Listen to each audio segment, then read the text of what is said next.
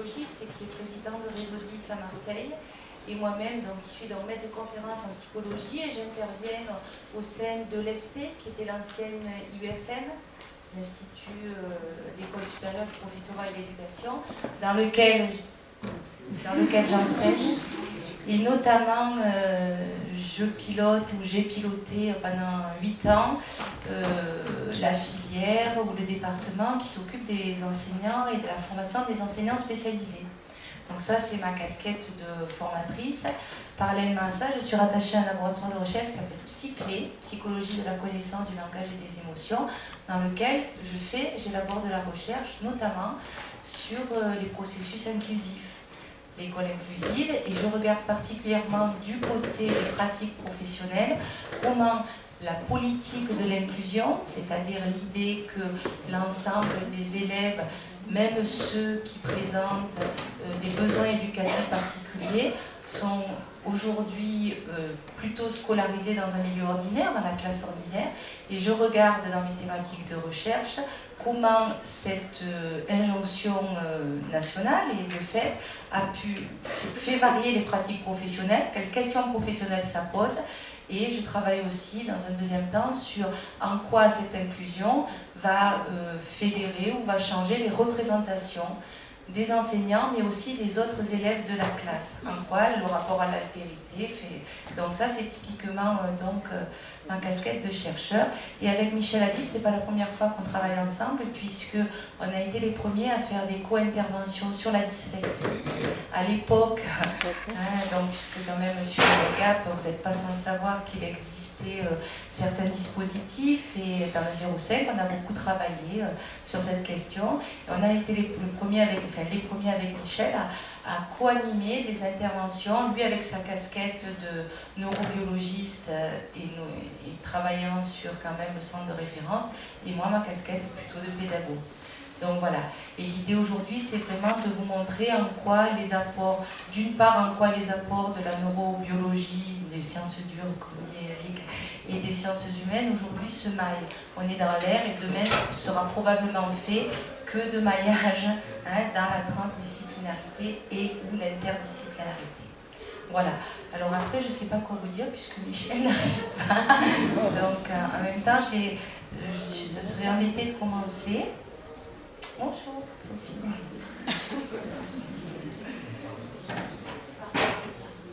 Donc voilà. Alors peut-être que... Alors du coup, peut-être que je peux vous proposer le déroulé de la conférence. Et puis après, peut-être faire ma première partie, le temps qu'il arrive, j'en sais rien. Ça s'appelle la flexibilité cognitive. Donc je m'adapte à la situation. Donc conférence en 2 parties. Bien, bonjour tout le monde. Bonjour. Désolé du retard, c'est pas la porte à côté. Mais on y arrive, finalement. C'est un plaisir pour moi de participer à cette conférence à 2 voix, c'est comme ça que tu l'as appelée, hein, ça. Avec Anne, qui effectivement on se connaît depuis très longtemps. Je pense que nos discours seront complémentaires. J'espère que vous le comprendrez comme ça, c'est en tant que complémentarité. Moi je suis neurologue et je m'occupe d'une structure qui s'appelle Réseau 10 à Marseille, qui est un réseau de santé. Donc ma préoccupation est une préoccupation sanitaire, on va dire, et beaucoup plus que pédagogique, mais comme mon thème de travail, c'est les troubles d'apprentissage, évidemment, ça m'amène très régulièrement à interagir avec des enseignants, avec des pédagogues, avec les professions de l'école, quelles qu'elles soient, depuis l'enseignant jusqu'au médecin scolaire, et en passant par les différents inspecteurs, ASH et autres. Je ne sais pas s'il y en a dans la salle. Quoi qu'il en soit, ce que j'ai choisi de vous faire là dans les 45 minutes qui viennent, et en accord avec Anne, c'est de vous parler de 2 sujets un peu différents l'un de l'autre.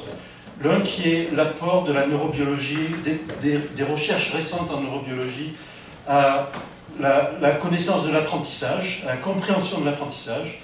Et je pense que l'apprentissage est évidemment central aux activités de chacun d'entre vous au quotidien.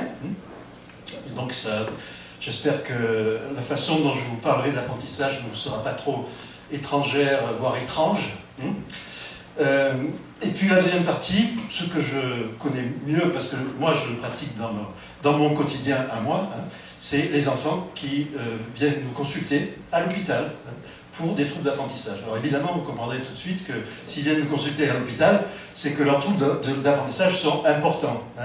Et c'est pas peut-être le dyslexique lambda que vous pouvez voir dans vos classes sur lequel nous fondons notre expérience. Mais finalement, vous verrez que le fait de connaître ces enfants qui sont lourdement en difficulté, voire handicapés, le terme de handicap revient souvent dans nos discussions, à cause du trouble d'apprentissage, peut peut-être aller vers des explications plus larges d'enfants qui sont en difficulté au sens large, voire même de comprendre comment fonctionnent des enfants qui ne sont pas en difficulté. Et à ce moment-là, vous aider à les prendre en charge.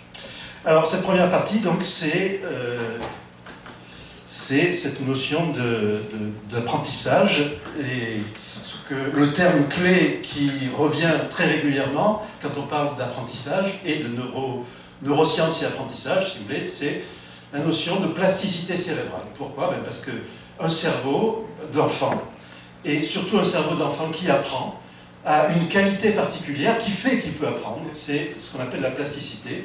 En d'autres termes, la capacité du système nerveux à se modifier dans sa forme et dans sa fonction en fonction de l'environnement. Et tout particulièrement de l'environnement qui est, on va le voir, répétitif et qui arrive à des moments précis de la maturation de l'individu. Ce qu'on va appeler la période critique. Alors juste pour vous rappeler, c'est des choses que vous connaissez certainement, que le cerveau est composé de milliards de cellules qu'on appelle les neurones et qui constituent de multiples structures, des réseaux neuronaux en interaction les unes avec les autres. Et que ces réseaux forment des modules qui sont des sous-ensembles anatomo-fonctionnels au sein desquels les neurones sont plus fortement liés entre eux qu'avec les autres neurones. Et ces réseaux, finalement, c'est une façon très intéressante de concevoir le fonctionnement cognitif que de le concevoir en réseau, parce qu'on va voir, et dans la deuxième partie de mon exposé, qu'ils peuvent dysfonctionner de façon spécifique à l'exclusion des autres. C'est-à-dire qu'un réseau, ou deux, ou trois réseaux peuvent être dysfonctionnels, alors même que l'ensemble du système fonctionne normalement. Et ça, on va voir que c'est de la définition même des troubles spécifiques d'apprentissage, à savoir tout fonctionne bien, sauf un petit domaine, et ce petit domaine, parfois, il est capital pour les apprentissages, s'il s'appelle la lecture ou le calcul, ou l'écriture. Voilà. Alors, ici, voilà deux figures que j'ai empruntées à un livre de SVT de première, pour ne pas trop vous dépayser, qui montrent très, très fidèlement, finalement, ce que nous, on apprend aux étudiants en médecine, à savoir qu'apprendre, vous voyez, avant un apprentissage, après un apprentissage, apprendre, c'est modifier la connectivité entre des neurones. Et ces milliards de neurones que je vous ai montrés tout à l'heure sont en perpétuel mouvement, changement, en particulier en termes de connexion entre eux. Et vous voyez ici un neurone qui a une connexion ici, qui en fait une deuxième ici, après l'apprentissage, et ça apparaît comme le corrélat, si vous voulez, de l'apprentissage. Et c'est à la base de ce qu'on appelle la plasticité cérébrale. Alors, la croissance chez le petit enfant est intéressante à connaître dans sa dimension, on va dire, temporelle. À savoir que pendant les 2 premières années, il y a une croissance exponentielle du nombre de ces connexions, parce qu'il y a ce qu'on appelle des dendrites, c'est-à-dire les excroissances des neurones qui se multiplient de façon exponentielle. Et donc, comme leur rôle c'est d'aller se connecter avec les autres neurones, évidemment les connexions qui forment l'apprentissage sont de plus en plus nombreuses.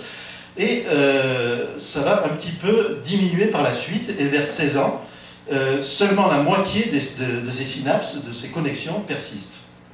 Alors, le développement postnatal, j'ai une diapo qui le résume, pour dire que le cerveau pèse 1/4 de son poids final à la naissance, que pendant les 2 premières années de la vie, le cortex double. Le cortex, c'est la partie qui contient tous les neurones à la surface, et donc qui a la grande majorité des fonctions, mais pas la totalité. Double pendant les 2 premières années, et vers 2 ans, il a atteint la moitié de son poids final. Durant cette période, les synapses dendrites et la myéline se forment, puis le volume du cortex commence à diminuer selon un tempo très inégal selon les régions, ce qui correspond grosso modo à la myélinisation, c'est-à-dire au fait que les fibres de connexion se recouvrent d'une gaine de graisse qu'on appelle la myéline, et qui est très importante parce que c'est son épaisseur qui va déterminer la rapidité du transfert de l'information d'un endroit à un autre. Donc plus les fibres sont entourées de cette gaine de myéline, plus l'information ira vite. Et donc probablement le traitement de l'information sera plus efficace. Et alors que par exemple cette myélinisation est déjà terminée dans la partie postérieure du cerveau, qui est le cortex visuel élémentaire, ce qui permet de recevoir toutes les informations visuelles, est terminée vers l'âge de 2 ans. Et elle continue, c'est un point intéressant à connaître quand on a affaire à des adolescents en apprentissage, des adolescents apprenants. Elle continue jusqu'à la fin de l'adolescence. C'est ce qui est signifié dans cette petite animation. Là. Je vais voir si ça marche, bien sûr. Ouais, voilà. Alors, ce qui est bleu, c'est le plus fin, et ce qui est jaune et rouge, le plus épais. Et ce qu'on voit, c'est que, d'une part, on a beaucoup de bleu au début, à 4 ans, et jusqu'à 21 ans, c'est la fin de l'animation, on a de plus en plus de bleu. Il y a peu de bleu au début, pardon, et de plus en plus de bleu au cours de la croissance pendant l'adolescence. Et surtout que cette évolution dans le temps ne se fait pas à la même vitesse pour toutes les parties du cerveau. Et finalement, je ne sais pas si vous arrivez à le voir, mais ce sont les parties antérieures, qu'on appelle frontales, qui sont les dernières à atteindre leur épaisseur finale, qui est, contrairement à ce que vous pourrez penser, pas plus épaisse à 16 ans qu'à 4 ans, mais au contraire plus fine. C'est-à-dire qu'il y a eu de la perte progressive de l'épaisseur corticale. Et donc l'idée, c'est que le cerveau de nos adolescents apprenants, il n'est pas terminé encore à la fin de l'adolescence.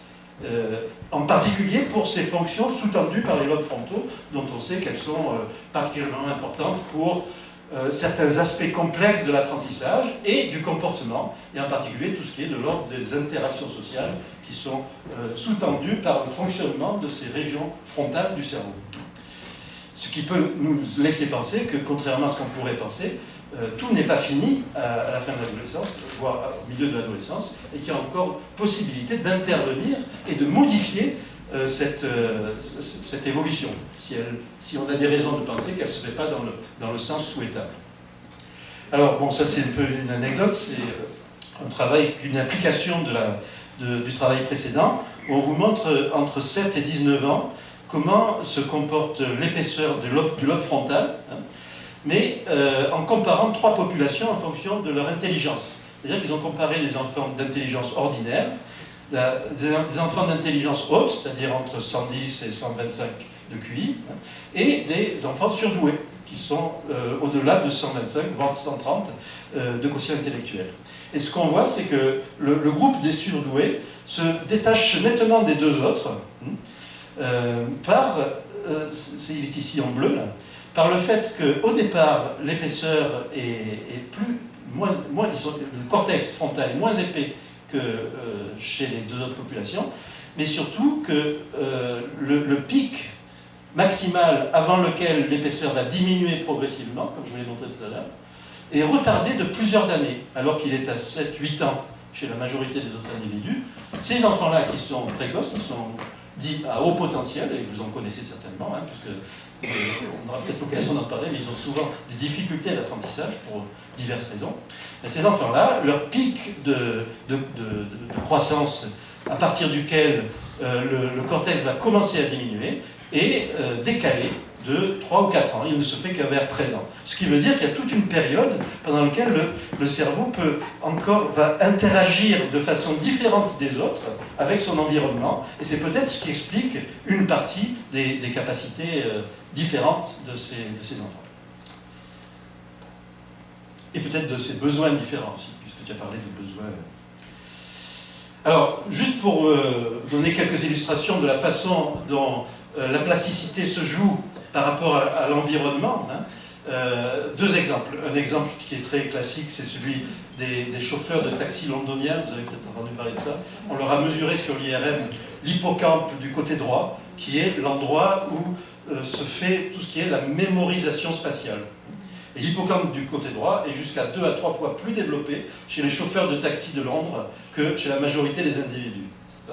Et qui plus est, c'est ce qu'on nous montre sur la petite courbe dessous, cette différence par rapport à autrui est d'autant plus importante qu'ils travaillent dans le taxi depuis plus d'années. C'est proportionnel au nombre d'années d'exercice de leur profession de taxi. Ce qui veut dire que c'est probablement la conséquence, non pas la cause du fait qu'ils sont chauffeurs de taxi. Ils ont développé au cours des années une compétence qui repose sur une partie de leur cerveau qui est plus développée, qui va se développer progressivement, plus que les autres. Et c'est visible sur les IRM. Donc c'est quelque chose qui est objectivable de façon formelle.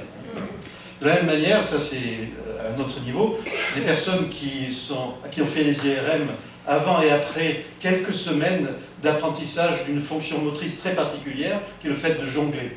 Donc, avant, ils ne savent pas jongler, après, ils savent jongler.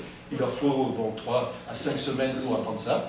Mais après, quand on mesure leur IRM, de certaines régions de leur cerveau en IRM, avant et après, on se rend compte qu'une partie s'est modifiée sur le plan morphologique. C'est ce qu'on appelle le lobe pariétal, là, où se passe finalement la coordination visio-motrice qui est nécessaire pour cet apprentissage. Donc vous voyez ça, ce sont 2 exemples de l'effet formel et objectivable d'un environnement très spécial, qui est finalement la répétition d'une interaction entre le cerveau et son environnement, répétition relativement longue, mais surtout relativement régulière, puisque pour arriver à ce résultat, il faut que l'influence de l'environnement soit stéréotypée et régulière.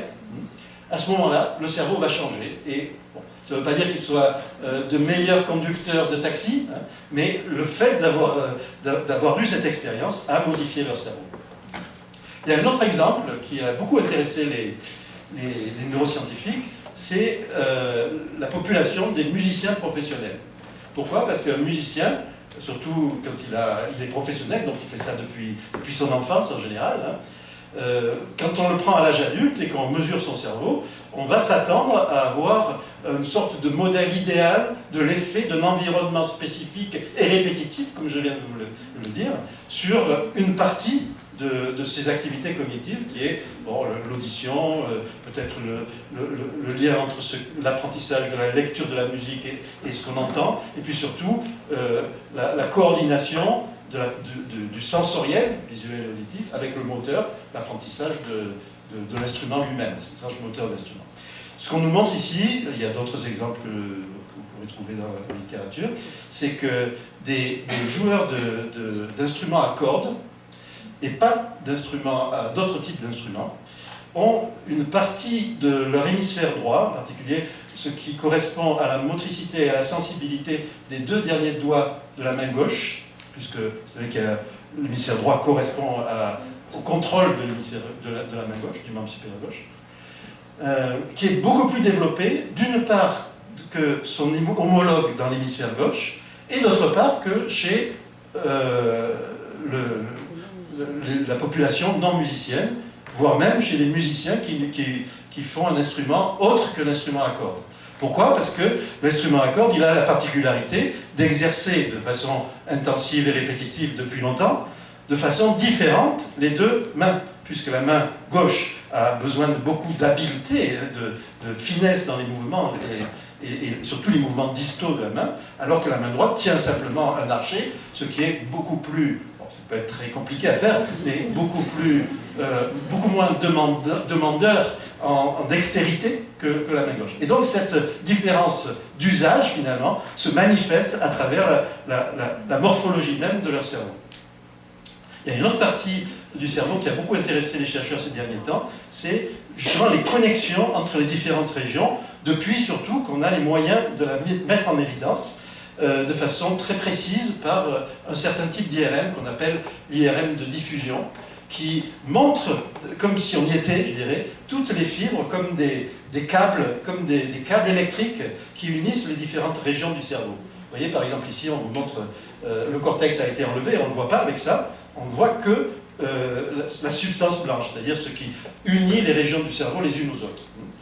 Et en particulier, il y a une structure qui s'appelle le faisceau arqué, qui unit les régions postérieures à antérieures du cerveau, qui a fait l'objet de beaucoup d'études. On va le voir pour des régions, dans tout ce qui est les troubles et les difficultés, mais également chez ces musiciens, on a montré qu'il était jusqu'à 2,5 fois plus développé chez les musiciens que chez les non-musiciens. Donc c'est vraiment massif comme différence. Là, on a juste un exemple avec quelqu'un qui a pratiqué un instrument pendant toute sa vie. À l'âge de 65 ans, son faisceau arqué est très très développé, surtout le gauche, là, dans ce cas-là. Alors que quelqu'un de même âge, de même milieu, de même cursus, on va dire, mais qui n'a pas fait de musique, n'a pas du tout le même développement de cette structure. Alors voilà donc ce message principal, hein, c'est que un environnement répétitif et stéréotypé toujours le même est capable de modifier de façon significative des parties du cerveau. Et on va voir que ces parties du cerveau ne sont pas n'importe lesquelles, ce sont précisément celles qui dysfonctionnent chez les enfants qui sont en difficulté, comme par hasard. Un autre élément clé dans cette notion de plasticité, c'est celle de période critique. À savoir que pour chacune des fonctions qui est sous-tendue par chacune de ces parties du cerveau, il y a une période qui est comme programmée génétiquement pour être celle pendant laquelle la modification que je vous ai montrée va se manifester de façon optimale. Ça a été le cas de ces fameux les oisillons de Konrad Lorenz. Vous connaissez peut-être l'histoire, c'est ce vieux monsieur qui avait démontré que lorsque les oisillons sortent de leur coquille, ils vont suivre le premier objet mouvant qu'ils rencontrent. Que ce soit leur mère, ce qui est attendu, ou quelqu'un d'autre, dont le vieux monsieur en question, qui se voit suivi par les oisillons. Mais que ce phénomène-là ne se passe que si l'interaction entre l'individu et son environnement a lieu pendant une période très très précise. Là, il s'agit de quelques jours, quelques heures. Avant ou après, ça ne le fait pas. C'est ce qu'on appelle la période critique. Alors il y a plein d'exemples de périodes critiques, dont une des plus classiques et les plus intéressantes est certainement celle qui a trait au langage, et tout particulièrement à la perception des phonèmes de la langue maternelle. Vous connaissez peut-être ces expériences qui consistent à faire écouter à des tout petits bébés des phonèmes de leur langue ou des phonèmes qui ne sont pas dans leur langue maternelle. Et on s'aperçoit que, par exemple, en hindi, où il y a des phonèmes qui n'existent pas en anglais, comme deux formes du te et deux formes du de, des adultes hindis maîtrisent parfaitement la différence entre ces deux phonèmes. Des nouveau-nés, des nourrissons qui entendent leur mère parler hindi maîtrisent également leurs phonèmes, mais également des nourrissons anglais ou américains les maîtrisent parfaitement et peuvent les différencier tout à fait comme des Indiens adultes. Sauf que cette capacité, les Américains vont la perdre au cours des mois 6 à 12. Hein. C'est-à-dire qu'ils la gardent pendant les 6 premiers mois, et au 12e mois, ils n'ont plus. C'est-à-dire qu'au 12e mois, ils ont éliminé de leur cerveau la capacité à faire des distinctions que leur langue maternelle ne fait pas. C'est ce qu'on voit ici, vous voyez, de 6-8 mois, les petits Anglais sont presque comme les adultes hindis, à 8-10 mois, ils sont moins bons, et à 10-12 mois, ils sont presque aussi mauvais que les adultes anglais. C'est-à-dire que à partir de 12 mois, on a perdu cette capacité de discrimination. Ça veut dire que notre cerveau, par interaction avec l'environnement, en l'occurrence la langue maternelle répétée par ce qu'on entend autour de nous, essentiellement la maman, pendant beaucoup de ces mois, va forger le cerveau de telle sorte qu'il ne soit plus capable de distinguer certains types de sons qui ne sont plus dans la langue. Sauf que, par exemple, les dyslexiques, on a pu prouver que certains d'entre eux, une partie, 60-70%, continuent à entendre des distinctions que les autres n'entendent pas. Et que ça pourrait être une des raisons du fait qu'ils n'arrivent pas bien après à mettre ensemble les sons et les lettres. Un autre exemple, je vais passer très vite parce que bon, c'est un autre niveau bien plus complexe, c'est celui des orphelinats en Roumanie, où on a montré que plus le placement est précoce, plus l'effet sur l'identification des mots et dans les compétences sociales est net. Même chose, c'est une question de période critique, c'est-à-dire qu'avant 20 mois, il semble y avoir un seuil au-delà duquel le fait d'avoir été placé ou pas va déterminer de façon définitive certaines capacités.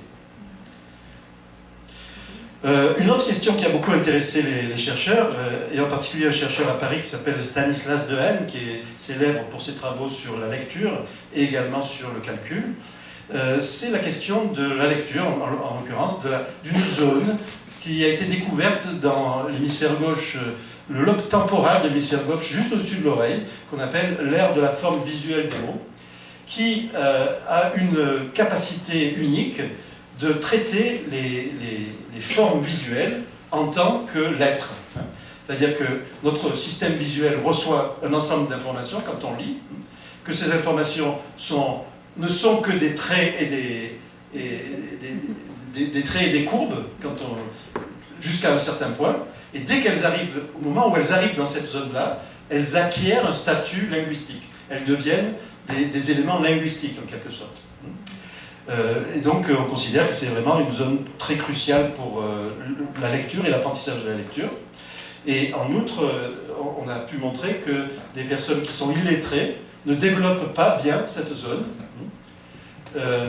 en particulier lorsqu'ils sont illettrés par comparaison à des personnes de même niveau socio-économique, socio-culturel, qui ont appris à lire pendant l'enfance. Mais ils ont fait ça également à des personnes qui étaient des ex-illettrés, c'est-à-dire qu'ils ont passé toute leur enfance sans apprendre à lire, qui ont appris à l'âge adulte. Et ils nous montrent que la taille de cette structure est intermédiaire entre les deux. Ce qui veut dire que ce n'est pas parce qu'ils ont l'air plus développé qu'ils lisent mieux, ou qu'ils ont appris à lire ou pas, mais que c'est bien l'apprentissage de la lecture qui a modelé finalement la structure sous-jacente. On va voir que cette même structure, elle ne fonctionne pas très bien chez les dyslexiques, et c'est peut-être une des raisons, soit la cause, soit la conséquence, on ne sait pas vraiment encore, de leur dyslexie. Alors je voudrais vous faire écouter, si ça marche, je ne sais pas, ce que dit Stanislas Dehaene à propos de cette notion de recyclage neuronal qui est tirée directement de cette... voilà. Et dans l'hypothèse du recyclage neuronal que je fais, les acquisitions culturelles nouvelles, comme la lecture, comme le calcul, les mathématiques, ne vont être possibles que dans la mesure où elles sont compatibles avec ces architectures cérébrales préexistantes qu'elles recyclent. Chaque objet culturel, mettons les chiffres arabes par exemple, doit trouver donc une niche neuronale. Ce que nous faisons par l'éducation, nous allons trouver un certain nombre d'objets comme les chiffres arabes, les lettres, le système d'écriture. Nous allons trouver des objets qui ont des niches neuronales, c'est-à-dire des circuits neuronaux préexistants qui sont suffisamment plastiques pour pouvoir être recyclés, qui vont donc être réorientés, la flexibilité étant suffisante pour les réorienter vers une fonction qui est suffisamment proche de celle qu'ils avaient au départ. Alors évidemment, chaque circuit possède des propriétés intrinsèques. La plasticité ne permet pas de bouleverser totalement toutes ces propriétés intrinsèques. Ces propriétés intrinsèques les rendent plus ou moins appropriées aux nouveaux usages qui vont être faits de ces régions cérébrales. Et donc, on va avoir des contraintes fortes de l'organisation cérébrale sur les apprentissages scolaires.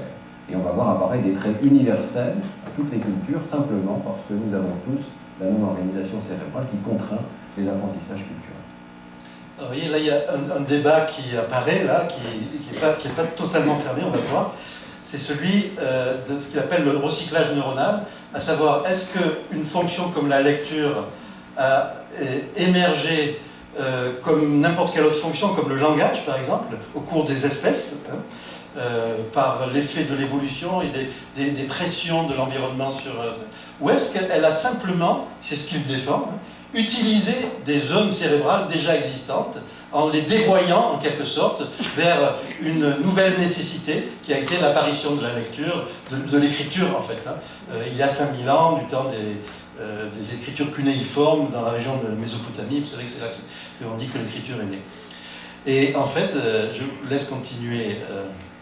Alors cette vision que j'appelle recyclage neuronal, vous sentez bien qu'elle a une parenté très forte avec le concept d'exaptation qui a été proposé par Stephen Jay Gould, ou de bricolage évolutif de François Jacob, c'est-à-dire l'idée que l'évolution fait du neuf avec du vieux, que très souvent un dispositif biologique qui a pu évoluer dans un certain contexte va être réorienté pour servir dans un nouveau contexte. Alors pourquoi introduire un terme nouveau comme celui de recyclage neuronal?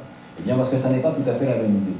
Et je souhaiterais qu'on restreigne l'usage du terme recyclage neuronal au cas où ceci se produit au cours du développement de l'enfant, et non pas avec une évolution génétique. Donc il y a vraiment quelque chose de particulier au cas où une compétence nouvelle se met en place dans le cerveau en quelques semaines ou quelques mois au cours du développement, sans changement de notre patrimoine génétique. C'est là le point clé. C'est ça qui distingue le recyclage neuronal de l'exaptation chez Stephen Jay Gould. En s'appuyant uniquement sur la plasticité cérébrale, c'est-à-dire la capacité du cerveau à s'adapter à des situations, à des stimuli nouveaux. C'est là-dessus que se fonde l'éducation. Alors, vous avez compris le message, hein, c'est assez fort comme message, mais ça a été très contesté par la suite, et il y a maintenant des preuves que ce message est probablement faux. Si vous voulez mieux connaître le message, vous pouvez avoir accès à une série de conférences faites par Dehaene et son équipe qui sont sur le site du Collège de France. C'est une superbe conférence. Et l'année 2014-2015, le cycle de conférences était précisément consacré au lien à la neurobiologie avec la pédagogie.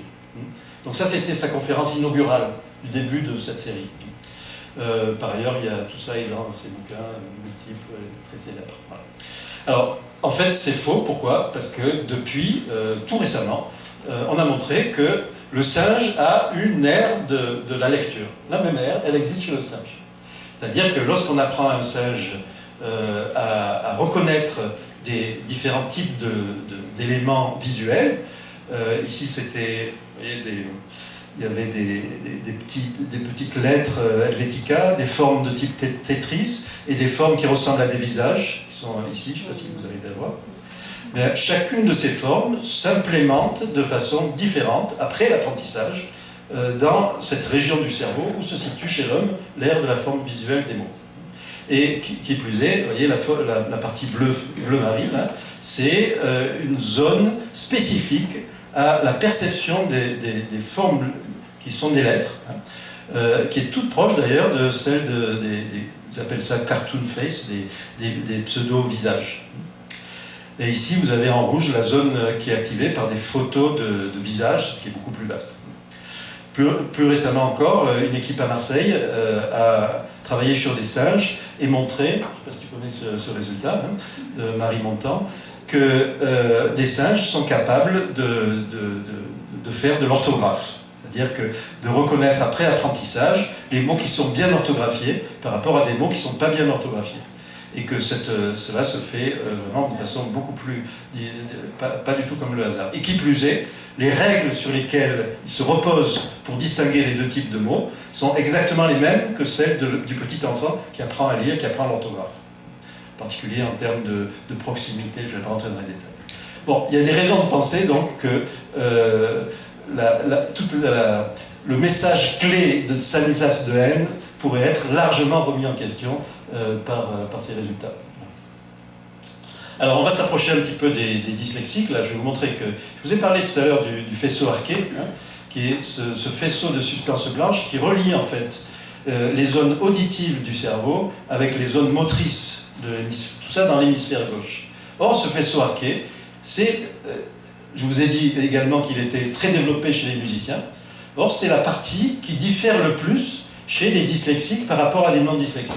Lorsqu'on fait une analyse de leur cerveau morphologique et qu'on regarde de façon globale qu'est-ce qui statistiquement est le plus différent par rapport à une norme qui est prise auprès d'enfants de même âge, de même culture, etc., on s'aperçoit que la zone qui est la plus différente, c'est précisément ce faisceau-là.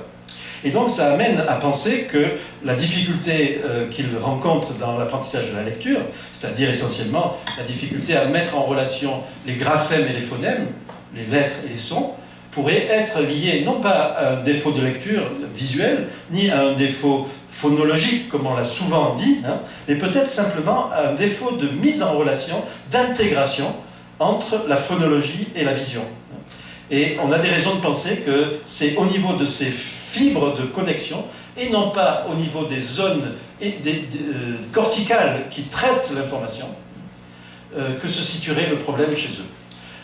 Une des raisons, c'est que lorsqu'on regarde des enfants de grande section de maternelle qui n'ont pas encore appris à lire, et qu'on leur fait une IRM, on s'aperçoit que le même faisceau arqué est significativement moins développé que dans la moyenne des individus.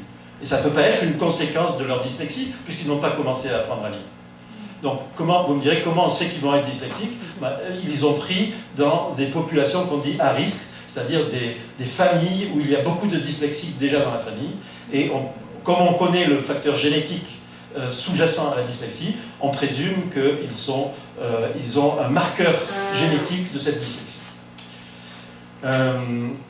Voilà donc pour résumer, hein, vous voyez, ça c'est en fait c'est un schéma qu'on a pris dans un article qui traite de la musique et qui nous montre que finalement les structures qui se développent plus dans le cerveau du musicien, ce sont des structures qui traitent la vision, l'audition et la fameuse aire de Broca qui permet d'articuler, et également le faisceau arqué qui unit tout ça les uns aux autres.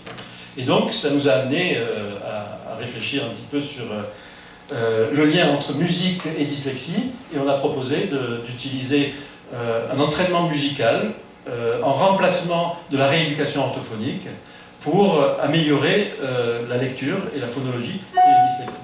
Alors je ne vais pas vous montrer les résultats de cette étude, mais ça vient de sortir dans une revue américaine, et les résultats sont assez significatifs, et pour nous on est assez satisfait de ces résultats. Je vous montre juste l'idée générale. Hein. L'idée générale, c'est que puisqu'on a montré, et par ailleurs, hein, que les enfants qui ont fait de la musique ont des capacités parfois mesurables au-dessus de la moyenne dans certains domaines, puisqu'on a montré qu'il y a certaines analogies dans les structures cérébrales qui sous-tendent le langage, et en particulier la lecture, et qui dysfonctionnent chez les dyslexiques, et qui par ailleurs sont une sorte de cible du fait d'avoir fait de la musique, comme on l'a montré tout à l'heure, à ce moment-là, ça coulait presque de source de se dire on va faire de la musique aux dyslexiques, et peut-être qu'on modifiera un peu les choses dans le bon sens. Par ailleurs, on a travaillé avec des enseignants de musique qui nous disaient, nous, nos élèves dyslexiques, ils n'arrivent pas dans certaines tâches musicales, certains apprentissages. Alors ça variait selon les 10. Hein. Il y avait certains qui avaient des difficultés surtout pour la lecture musicale, d'autres surtout pour distinguer les sons et chanter juste, et d'autres enfin dans le geste moteur qui était nécessaire dans l'apprentissage de l'instrument. Et ces collègues ont développé une sorte d'expérience pédagogique de la musique chez les dyslexiques, et on a échangé nos expériences pour faire une méthode qui soit à la fois pédagogique et rééducative, qui utilise la musique pour aider les dyslexiques. Bon, je ne vous montre pas les résultats, disons qu'on a une amélioration significative de la lecture, de la conscience phonémique et de l'attention auditive pendant 5 semaines, pendant lesquelles on a fait ce type de travail, des sessions d'1 heure, 3 fois par semaine de musique. Alors, combien tu me laisses là?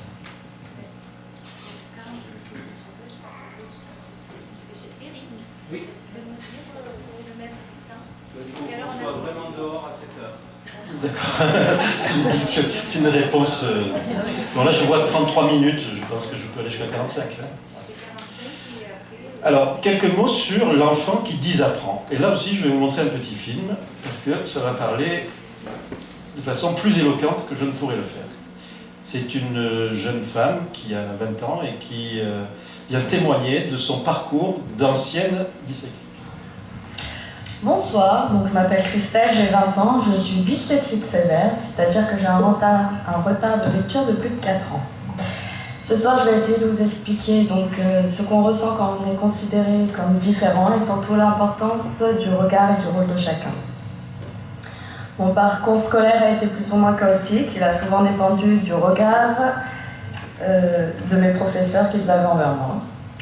J'ai versé énormément de larmes à cause de ma dyslexie et plus je grandissais, plus mes larmes se sont transformées en violence et en colère. Alors petite, j'ai plus ou moins eu tous les 10.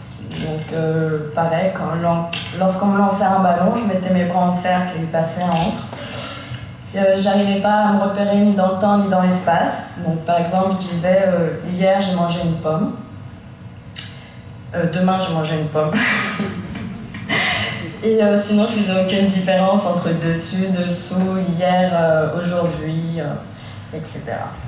Donc petite, je parlais très mal. En maternelle, je commençais à peine à m'exprimer et personne ne me comprenait à part ma sœur. J'ai commencé la rééducation orthophonique quand j'avais 4 ans pour un retard de langage. De la petite section de maternelle à la grande section, j'ai eu la même orthophoniste durant 4 ans. À la fin, celle-ci, elle m'a dit qu'elle ne pouvait plus rien faire pour moi et qu'il fallait que je me débrouille toute seule.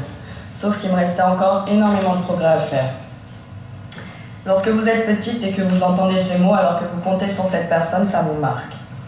Ma mère n'était pas satisfaite de mes progrès, elle a donc cherché une autre orthophoniste. J'ai donc fait de l'orthophoniste durant 10 ans non-stop. J'ai arrêté en terminale. J'ai été diagnostiquée dyslexique à l'âge de 9 ans.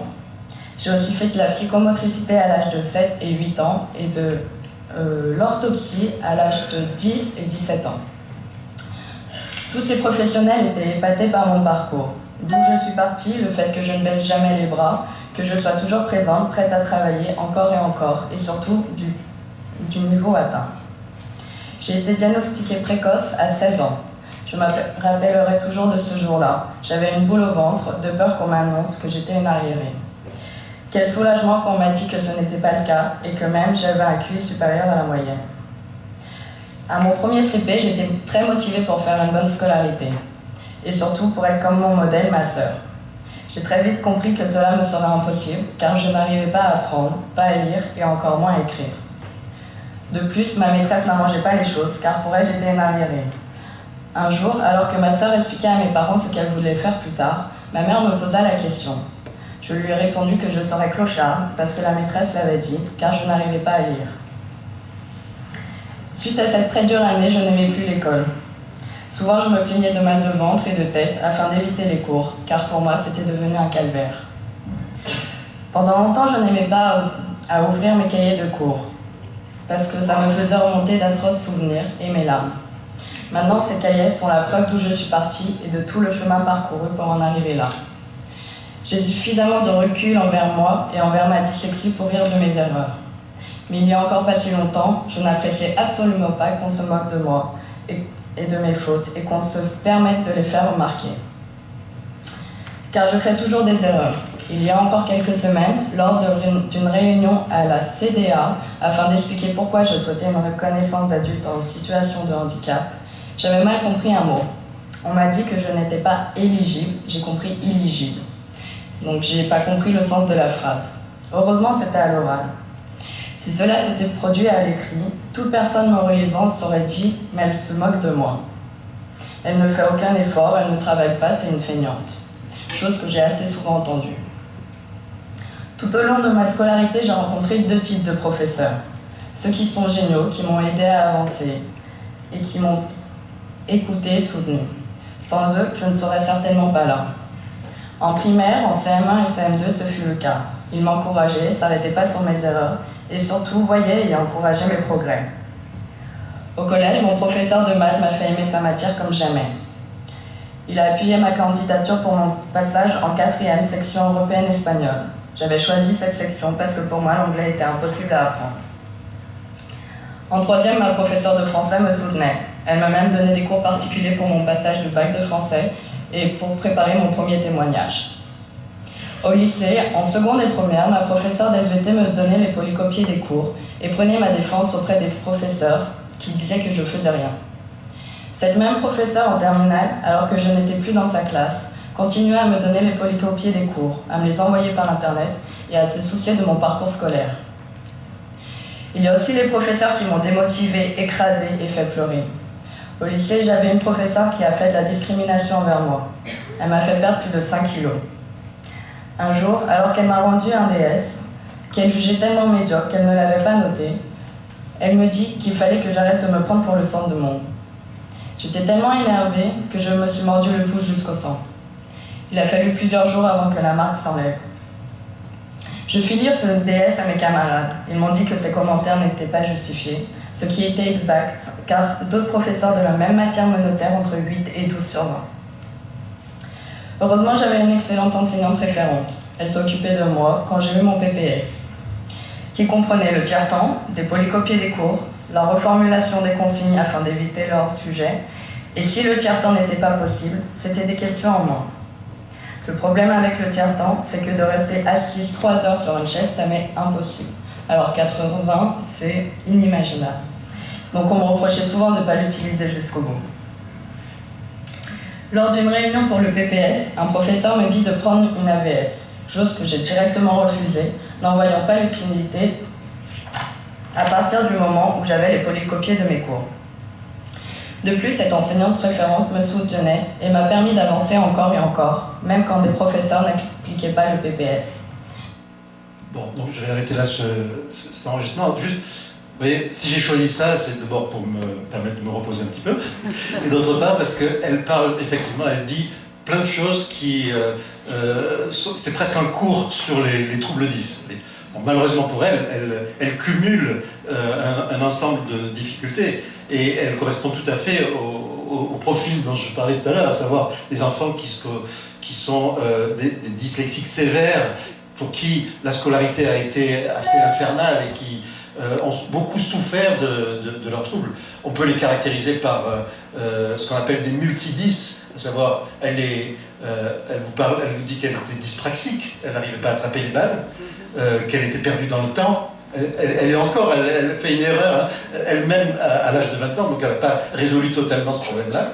Qu'elle était dysphasique, elle avait des difficultés à s'exprimer à l'oral pendant longtemps, et en particulier en maternelle, elle a fait beaucoup d'orthophonie. Qu'elle a été dyslexique, mais elle vous dit aussi que sa dyslexie a été diagnostiquée tard, à 9 ans, ce qui est tard pour diagnostiquer une dyslexie. Et ça s'explique par une autre de ses caractéristiques, c'est qu'elle a une précocité intellectuelle. Et très souvent, les enfants qui sont à haut potentiel ont cette double peine, en fait, que leur intelligence haute n'est pas reconnue comme telle, mais que cette même intelligence a masqué pendant une grande partie de la scolarité des difficultés qu'ils peuvent avoir par ailleurs, comme une dyspraxie ou une dyslexie, et qui retardaient l'identification de cette difficulté. Donc, finalement, on s'est trompé avec elle pendant longtemps, d'abord parce qu'on ne l'a pas considérée comme dyslexique avant l'âge de 9 ans, et qu'on ne l'a pas considérée comme à haut potentiel intellectuel. En tout cas, on n'a pas considéré son intelligence à son véritable niveau jusqu'à l'âge de 15 ans. Elle dit qu'elle a eu le premier QI, hein, première mesure de son quotient intellectuel, qu'il a transformé psychologiquement, puisque contrairement à ce qu'elle croyait, elle se croyait arriérée, c'est le terme qu'elle utilise. Elle apprend que non seulement elle n'est pas arriérée, mais qu'elle est à haut potentiel. Et effectivement, tout s'explique tout à fait bien a posteriori, mais au prix de tant de souffrance. Voilà, alors bon, ce que je vous montre là, c'est ce que montre habituellement hein, dans les conférences sur la dyslexie, c'est-à-dire la constellation des 10, et vous voyez que cette jeune fille avait un peu de tout ce qui est représenté ici. Elle était dyslexique, elle était dysphasique, elle était dyspraxique, elle avait une précocité intellectuelle, et elle avait probablement aussi des troubles de l'attention qu'on inclut actuellement dans ce qu'on appelle le TDAH, hein, les troubles déficitaires de l'attention avec hyperactivité, ou sans hyperactivité, c'est la même chose. C'est des enfants qui peuvent ne pas être du tout hyperactifs au sens de l'agitation motrice, donc ne pas être repérés dans les classes alors qu'ils ont une pathologie véritable de leur système attentionnel qui les empêche de focaliser longtemps leur attention, ce qu'on appelle l'attention soutenue, et qui les empêche aussi de se rendre insensible à l'environnement comme on le fait tout un chacun dès lors qu'on veut faire attention à quelque chose. Eux, ils continuent à être bombardés par des informations parasites qui les empêchent de réaliser leurs tâches, que ce soit ne serait-ce que écouter la maîtresse qui fait son cours. Pour eux, c'est absolument impossible parce qu'ils continuent à être bombardés de plein d'informations non pertinentes.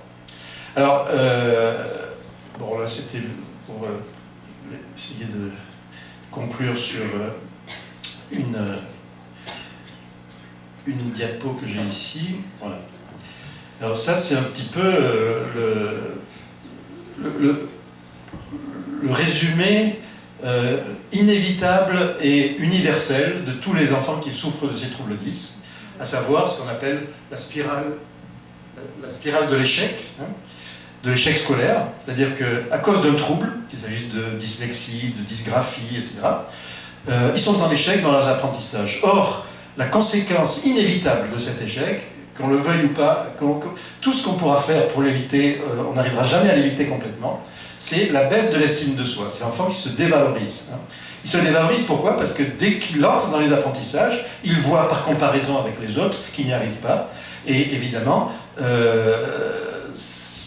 même si on lui dit « mais non, tu es intelligent, regarde, on t'a fait un quotient intellectuel, tu comprends bien, tu es tout à fait intelligent », il ne vous croit pas. Quand on leur dit ça, il ne vous croit pas. Lui, ce qu'il va penser, c'est qu'il est bête, qu'il est nul, qu'il est arriéré, comme disait la jeune fille.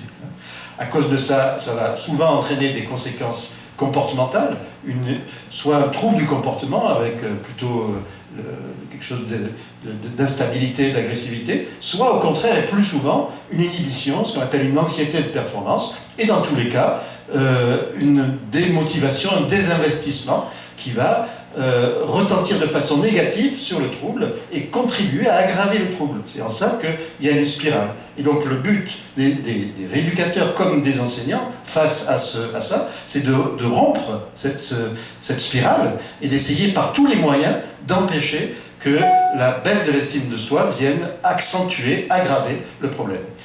Et bon, on a divers moyens, vous les connaissez, il s'agit de tous les aménagements, on va vous parler de ça, je pense, tout à l'heure. Mais moi, ce que je voulais montrer, c'est cette dernière figure qui est une sorte de généralisation de la notion de plaisir dans l'apprentissage.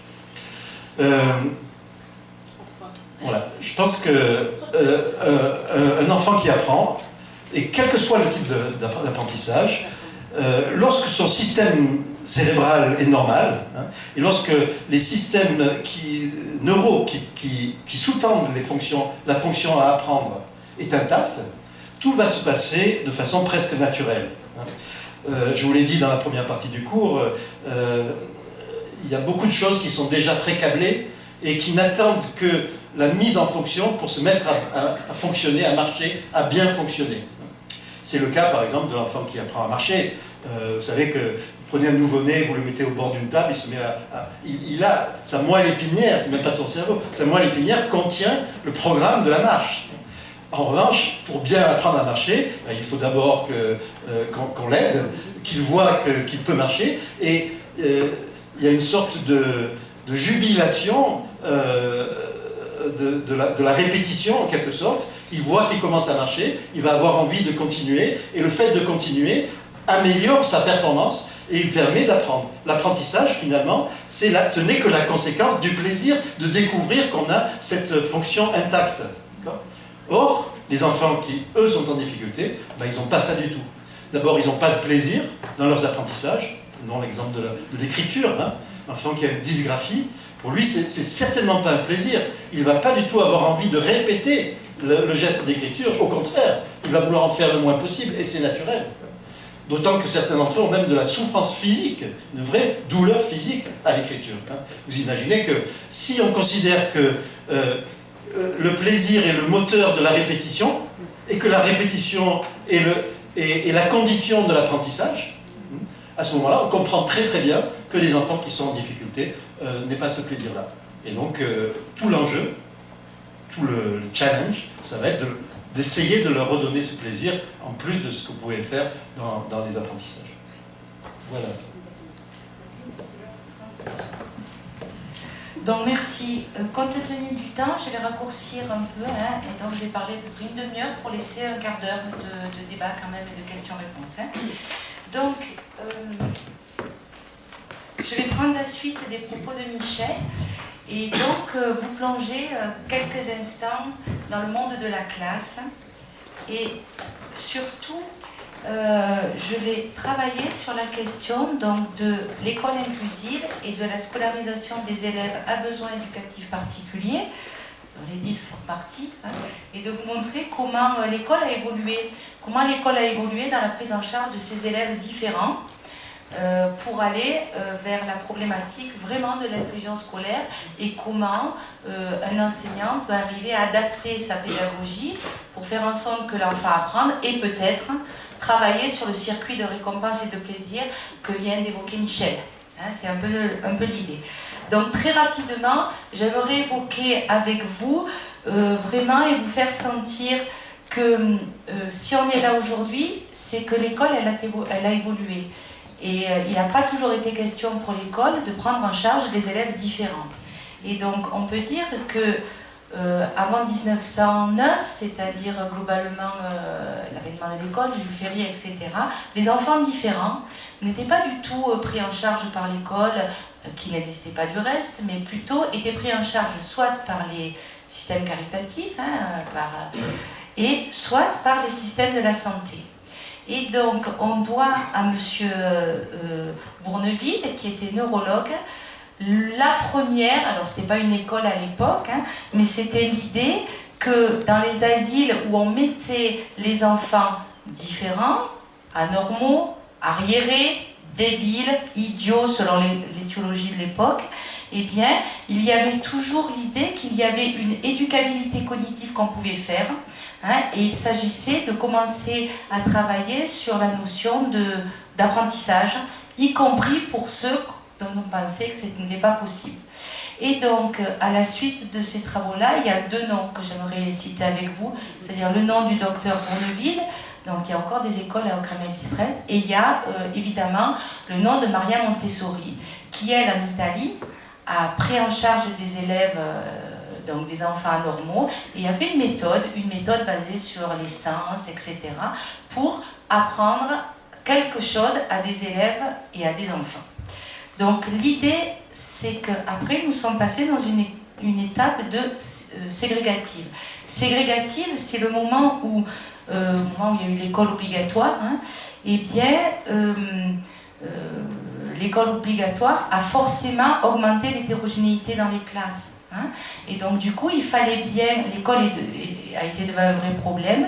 Et à ce moment-là, l'école s'est séparée, en fait, des enfants qui étaient dits à l'époque anormaux et après inadaptés. Et il y a eu la création du secteur médico-éducatif. Hein, et donc, l'affaire de l'apprentissage des enfants qui étaient très différents, hors normes, n'a jamais été l'affaire de l'école. Et puis, donc, on voit là deux idées. D'abord, l'école dans le secteur médico-éducatif qui a été cassée de l'école ordinaire. Et puis, il y a eu pour les enfants dits irréguliers d'école, alors vous avez peut-être tous vu le film des choristes, c'est-à-dire ceux dont on parlerait maintenant qu'ils sont, vous avez certainement entendu parler, en refus scolaire, les décrocheurs, etc. Il y a eu des structures qui étaient plutôt, qui ont été héritières des maisons d'enfants à caractère social, et donc qui a été pris en charge aussi par des milieux associatifs. Et puis, par contre, l'école s'est occupée des enfants qui étaient donc dits à l'époque débiles, c'est-à-dire ceux dont on présageait avec un âge mental de 0 à 7 ans, attention, les mots débiles c'était l'étiologie de l'époque, et l'idée c'était de dire que pour ces enfants-là, l'école pouvait s'en préoccuper, et donc il y a eu la création de classes de perfectionnement, des classes qui étaient annexées aux écoles ordinaires, mais annexé et souvent très très loin quand même des groupes scolaires, etc. Mais ce qui est très important que vous compreniez, c'est que la scolarisation des enfants différents, ça remonte à très loin. Ça remonte à très loin et le modèle aujourd'hui qu'on veut nous faire, qui est donc le modèle inclusif aujourd'hui, qui est donc le modèle où les enfants différents vont être dans la classe ordinaire, d'accord? C'est un modèle qui répond de façon nationale et au droit fondamental à l'éducation pour tous. Et l'idée, c'est de dire que les enfants qui ont des besoins spéciaux, d'accord, y compris ceux-là, ont droit non seulement à l'école ordinaire, avec l'inscription de fait dans leur quartier, et surtout ont droit donc à l'idée que si on veut une école pour tous, et ça c'est le deuxième pilier, ce n'est plus aux enfants de s'adapter au contexte, mais c'est au contexte de s'adapter à l'enfant. Et ça, c'est un fondamental du principe d'inclusion porté par la loi 2005 sur le handicap en France, dont je vous répète, qui est beaucoup plus large que ça, puisqu'il s'agit aussi des accords internationaux. Donc l'idée, c'est de dire que dans une école inclusive, on n'attend pas à ce que l'enfant s'adapte au contexte en étant prêt, mais il y a tout un travail sur l'environnement qui doit être fait, et il y a l'accent vraiment porté sur la notion d'accessibilité. Et ici, dans ce qui nous préoccupe aujourd'hui, c'est la notion d'accessibilité pédagogique que nous allons développer. Alors, l'idée aussi, c'est que pour rendre accessible, il faut partir du besoin particulier. Et si le besoin particulier est une notion qui nous vient du champ du handicap, comme je viens de vous le montrer rapidement, eh bien, ce qui a changé depuis 2005 considérablement, c'est que tout ce lexique a irradié de façon massive l'enseignement des enseignants ordinaires du primaire comme du second degré. C'est-à-dire qu'aujourd'hui, l'enseignement aux enfants différents n'est plus à faire que de l'enseignement spécialisé et à faire en premier lieu à l'enseignant ordinaire. Et du coup, ces élèves à besoins éducatifs particuliers sont aujourd'hui catégorisés c'est une catégorie institutionnelle et sociale qui porte sur plusieurs types d'enfants. Et tout à l'heure, Michel vous en a parlé. Alors bien sûr, ça porte sur les enfants handicapés, handicapés de toutes sortes, handicapés sensoriels qui présentent un handicap sensoriel, des handicaps cognitifs, des handicaps de l'ordre de la déficience intellectuelle, mais aussi, par exemple, les enfants dits sévères qui, pour certains, rentrent dans le champ du handicap parce que leur dyslexie n'a pas été suffisamment compensée pour des raisons X et Y et peuvent rentrer dans ce champ du handicap. Mais il n'y a pas que les enfants qui sont en situation de handicap qui sont aujourd'hui catégorisés comme les enfants à besoins éducatifs particuliers. Les enfants en grande difficulté scolaire, les enfants allophones, les enfants... Alors tout ça, c'est des termes que j'emploie aujourd'hui, qu'emploie aujourd'hui l'Éducation nationale, les élèves de familles itinérantes, les décrocheurs scolaires, les élèves à haut potentiel et les enfants 10 qui donc présentent des troubles des apprentissages. Et ce qu'il faut bien noter et que vous compreniez dans la conférence, c'est que quand on catégorise des enfants et que le législateur a fait un choix politique de mettre les enfants en classe ordinaire, de catégoriser en besoin éducatif particulier, ça veut dire pour chacun des enfants, il y a un arsenal d'aide à la scolarisation qui est développé aujourd'hui dans l'éducation nationale. Et je vous en montre rapidement 4 types de plans, c'est-à-dire qu'aujourd'hui un élève à besoin éducatif particulier n'est pas scolarisé seul, sans rien. Il y a ce qu'on appelle des plans d'accompagnement. Alors très rapidement, des PAI, plans d'action individuelle pour les enfants qui présentent des problèmes de santé. Les PPS, tout à l'heure, dans le témoignage que Michel vous a montré, cette jeune fille, à 9 ans et un peu plus tard, donc a bénéficié d'un PPS dans sa scolarisation, etc. Un PPRE qui est un dispositif institutionnel pour prendre en charge les enfants qui présentent des problèmes d'apprentissage, et les fameux PAP, c'est-à-dire les plans d'accompagnement personnalisés qui ont été faits pour les enfants, justement, qui souffrent de troubles des apprentissages, mais qui ne sont pas suffisamment sévères pour déclencher l'arsenal, donc de tout l'arsenal de tout ce qui va avec la maison départementale des personnes handicapées et donc les projets personnalisés de scolarisation. L'important dans tout ça, c'est que chaque fois qu'un enseignant va avoir dans sa classe un élève à besoin éducatif particulier, qu'il soit en grande difficulté scolaire, qu'il bénéficie d'un PAI, d'un projet personnalisé de scolarisation ou d'un PPS, aujourd'hui, cet enseignant va avoir à sa disposition des outils institutionnels dans lequel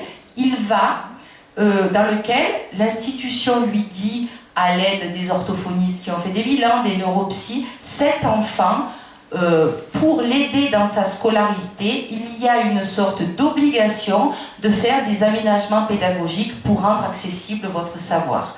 Et donc cet enseignant, alors par exemple là, voilà un PAP pour un enfant dyslexique, dysorthographique sévère, qui a été fait dans un collège très proche d'ici, en septembre 2016, où effectivement il y a des aménagements, parce qu'il est dysorthographique sévère, c'est un enfant qui est brillant intellectuellement, mais pour autant, un peu le cas de figure qu'on a vu là, qui a de grandes difficultés à lecture, il est en 6e, il a un âge lexique d'un gamin de CE1, d'accord, avec des grandes difficultés en copie.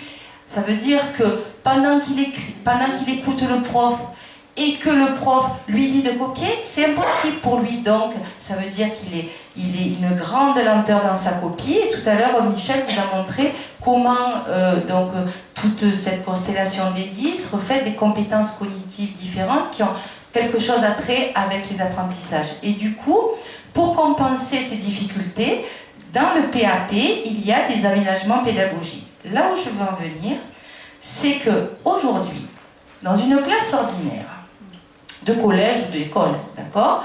Donc on est bien dans du système ordinaire et on n'est plus dans un système spécialisé. Je vous donne l'exemple donc d'une classe, dans un collège, petite ville de province, dans lequel il y a, l'année dernière au mois de mai, 24 élèves, dont, ce n'est pas un cas d'école, hein, donc s'il y a des enseignants parmi vous, vous le savez, donc 2 élèves qui souffrent de troubles spécifiques du langage écrit, dyslexie, dysorthographie, un TDAH, c'est-à-dire de troubles de l'attention avec des problèmes 10, on disait exécutifs. Hein.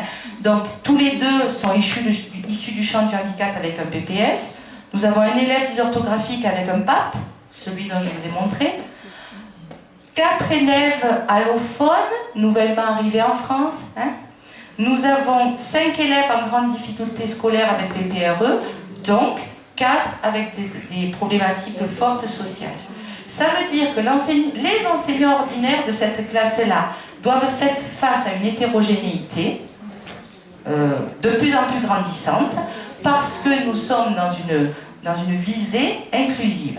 Donc la question, c'est pas de savoir si, alors on peut penser ce que l'on veut hein, au niveau de la valeur du système inclusif, mais ce qui me porte de faire comprendre ici, c'est que la politique inclusive, évidemment, ça va pousser, on l'a très bien vu, sur un changement de regard. L'idée, c'est de passer d'un changement plus du tout sur le handicap, mais plutôt sur la personne. Hein, ça, c'est très clair. L'idée, c'est ça. Et ça va porter cette politique inclusive, l'idée de l'autrement capable et de l'autre qui a sa place totale dans un système ordinaire, d'accord ? Et donc là, je renvoie à une phrase que j'adore d'une ministre de la Santé qui a été aussi à Marseille, à la mairie de Marseille, et qui disait à l'époque, ne dites plus que ces enfants ne sont pas comme les autres, mais comme les autres, ils sont des enfants. La politique inclusive, au niveau de sa valeur, elle porte ça. Maintenant, on va essayer de voir en quoi cette politique va pousser une évolution dans le métier des enseignants. Et là, clairement, cette inclusion, c'est-à-dire cette prise en charge d'enfants de plus en plus différent de la norme scolaire en classe ordinaire, elle se fonde en fait et elle va forcer deux types de pratiques que les enseignants ordinaires n'avaient pas du tout l'habitude de développer. Premièrement, c'est la question de l'accessibilité des savoirs en adaptant sa pédagogie. L'adaptation pédagogique, avec tous les aménagements que je vous ai montrés, les quelques aménagements que j'ai montrés dans le PAP, c'est une culture de l'enseignement spécialisé. Donc l'enseignant ordinaire n'a pas, pour l'instant, n'a pas une formation qui, de prime abord, lui permet de bien saisir sans accompagnement ce que c'est que l'adaptation pédagogique. L'adaptation pédagogique, elle est concrétisée là très rapidement par l'idée que, alors là vous imaginez que là-haut c'est un prof de gym par exemple, hein, mais ça, on peut facilement le conceptualiser en prof plutôt sur des activités d'apprentissage physique, mais on pourrait très bien imaginer que ce soit un prof de français devant une lecture de texte pour un enfant dyslexique. Donc l'idée c'est de dire comment je vais rendre accessible le savoir à l'élève en adaptant l'environnement pour qu'il puisse, comme les autres, travailler et apprendre. Hein? Donc cette modalité, là où je vous ai montré donc, toute une recherche que j'ai fait avec un collègue prof de gym qui s'appelle Lionel Roche, c'est sur le site en ligne, et donc nous avons filmé dans des classes et des contextes inclusifs des modifications du contexte d'apprentissage que les enseignants ont créées, notamment pour des élèves ici, donc en fauteuil roulant. Hein, donc il y a une modification et donc l'accessibilité. Et le deuxième pilier, vraiment, sur ce changement de pratique, indépendamment du fait que les enseignants se doivent maintenant d'adapter leur pédagogie pour rendre accessible le savoir, eh bien c'est le travail en partenariat. Quand on est face à un élève qui est à besoin éducatif particulier, ça veut dire que forcément, il y a autour de lui d'autres professionnels qui l'ont accompagné dans des temps divers. J'entends les professionnels de la santé, il y a des orthophonistes qui sont devant, j'entends des neuropsies, et tout le projet pour lui va consister à travailler en partenariat avec ces professionnels de la santé vers l'enseignement et les enseignants vers les professionnels de la santé, pour construire le parcours de l'élève. Alors une fois que j'ai dit ça, c'est pas moi qui le dis, c'est toutes les recherches qui montrent que ça actionne en fait chez les enseignants de nouvelles professionnalités. Le problème, c'est que c'est pas un allant de soi. C'est-à-dire que c'est pas parce qu'on le dit que c'est facile de le mettre en place dans les classes. Et je vais vous montrer pourquoi il est difficile, mais pas impossible, même quand il y a plusieurs élèves dans la classe, pourquoi il est possible en effet de pouvoir adapter sa pédagogie et quels sont les compromis qu'on doit faire. Le premier compromis quand on a des enfants différents dans les classes ordinaires, c'est en effet de gérer le petit élève qui est là avec l'ensemble de ses adaptations parmi un groupe classe avec d'autres élèves qui ont peut-être d'autres besoins, le même que lui, mais peut-être des besoins différents. Donc ça veut dire comment j'arrive en quelque sorte à être un vrai chef d'orchestre et à adapter ma pédagogie pour lui tout en s'occupant des autres. Et la préoccupation des enseignants, c'est celle que je vous évoque tout de suite et qui a été montrée notamment dans l'éducation prioritaire, c'est comment je peux m'occuper de certains élèves en adaptant très finement sans baisser le niveau général qu'on me demande d'avoir. Donc c'est vraiment des vrais compromis que l'enseignant doit mettre en place, et puis donc le travailler dans l'intermétier, le travail en partenariat, ça ne s'invente pas. Hein? Il y a des professionnels de la santé, les professionnels de la santé n'ont pas la même culture, le même lexique que les enseignants, et en effet, pour pouvoir travailler, il faut travailler dans ce que Thomasé appelle l'intermétier, c'est-à-dire des temps où en effet on peut travailler. Et du coup, je ne sais pas quelle heure il est.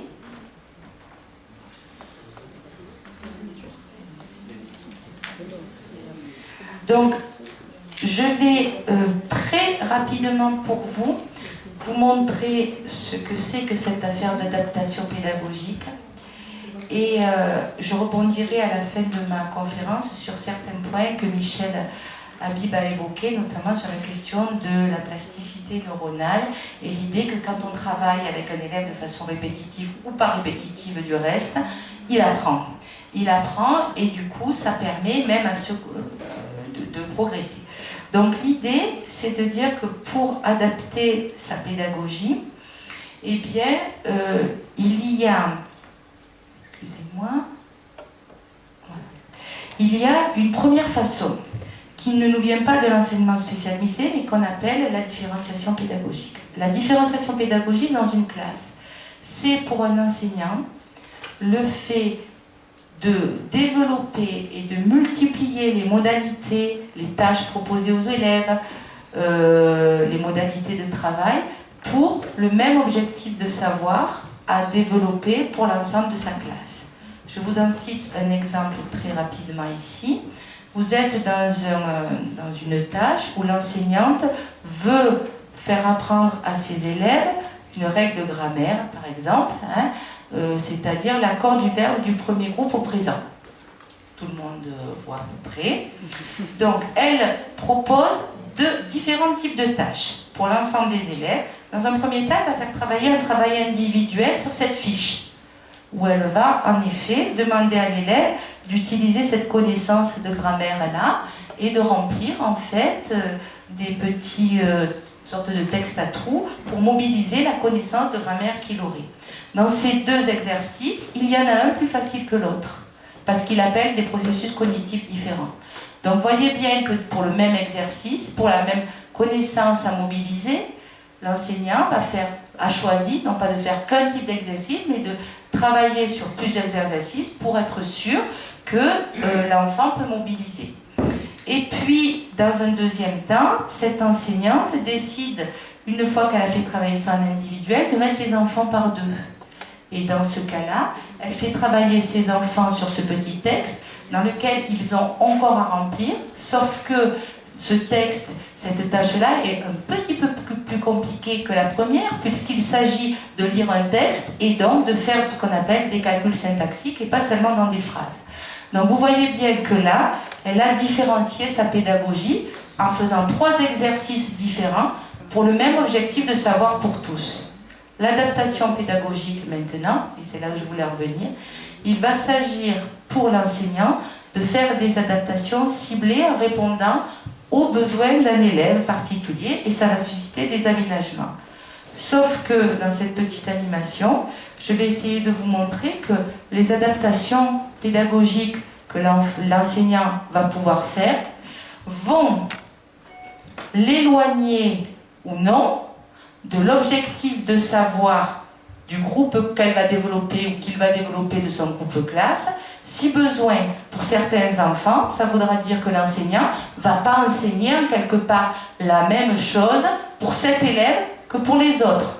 Mais par contre, il y a, et je remonte là, des adaptations qui ne vont rien changer à l'objectif qu'elle veut développer pour cet élève par rapport au groupe classe. Et donc, tout ça pour vous dire que dans le cas où les objectifs vont être très très différents, et je vais en développer 2 exemples pour des enfants 10 par exemple, eh bien en effet, on est dans une pédagogie plutôt de l'individualisation, c'est-à-dire une sorte de programme à la carte pour un élève qui permettrait de répondre à ses besoins. Sauf que comme nous sommes dans un système inclusif, cet élève qui est en individualisation ne doit jamais être coupé du groupe classe. Ça veut dire que vous voyez bien que cet enseignant qui est devant cet élève différent, il doit avoir 3 préoccupations. Celle de s'adapter à lui, celle de regarder l'objectif de savoir qu'il veut lui faire pour lui par rapport au groupe classe, et si son objectif de savoir est très très très très loin de celui du groupe classe, ça veut dire qu'il doit penser à toujours relier cet élève au travail de la classe. Et du coup, donc, je vous donne 2 exemples de ces différents types d'adaptation dans les deux comment on dit, extrémités. Ce qu'on appelle des accommodements. C'est pas très grave de ne pas savoir les termes, hein, mais l'idée, c'est l'accommodement ne va rien changer à l'objectif de savoir du groupe classe, elle va simplement, en quelque sorte, contourner la difficulté.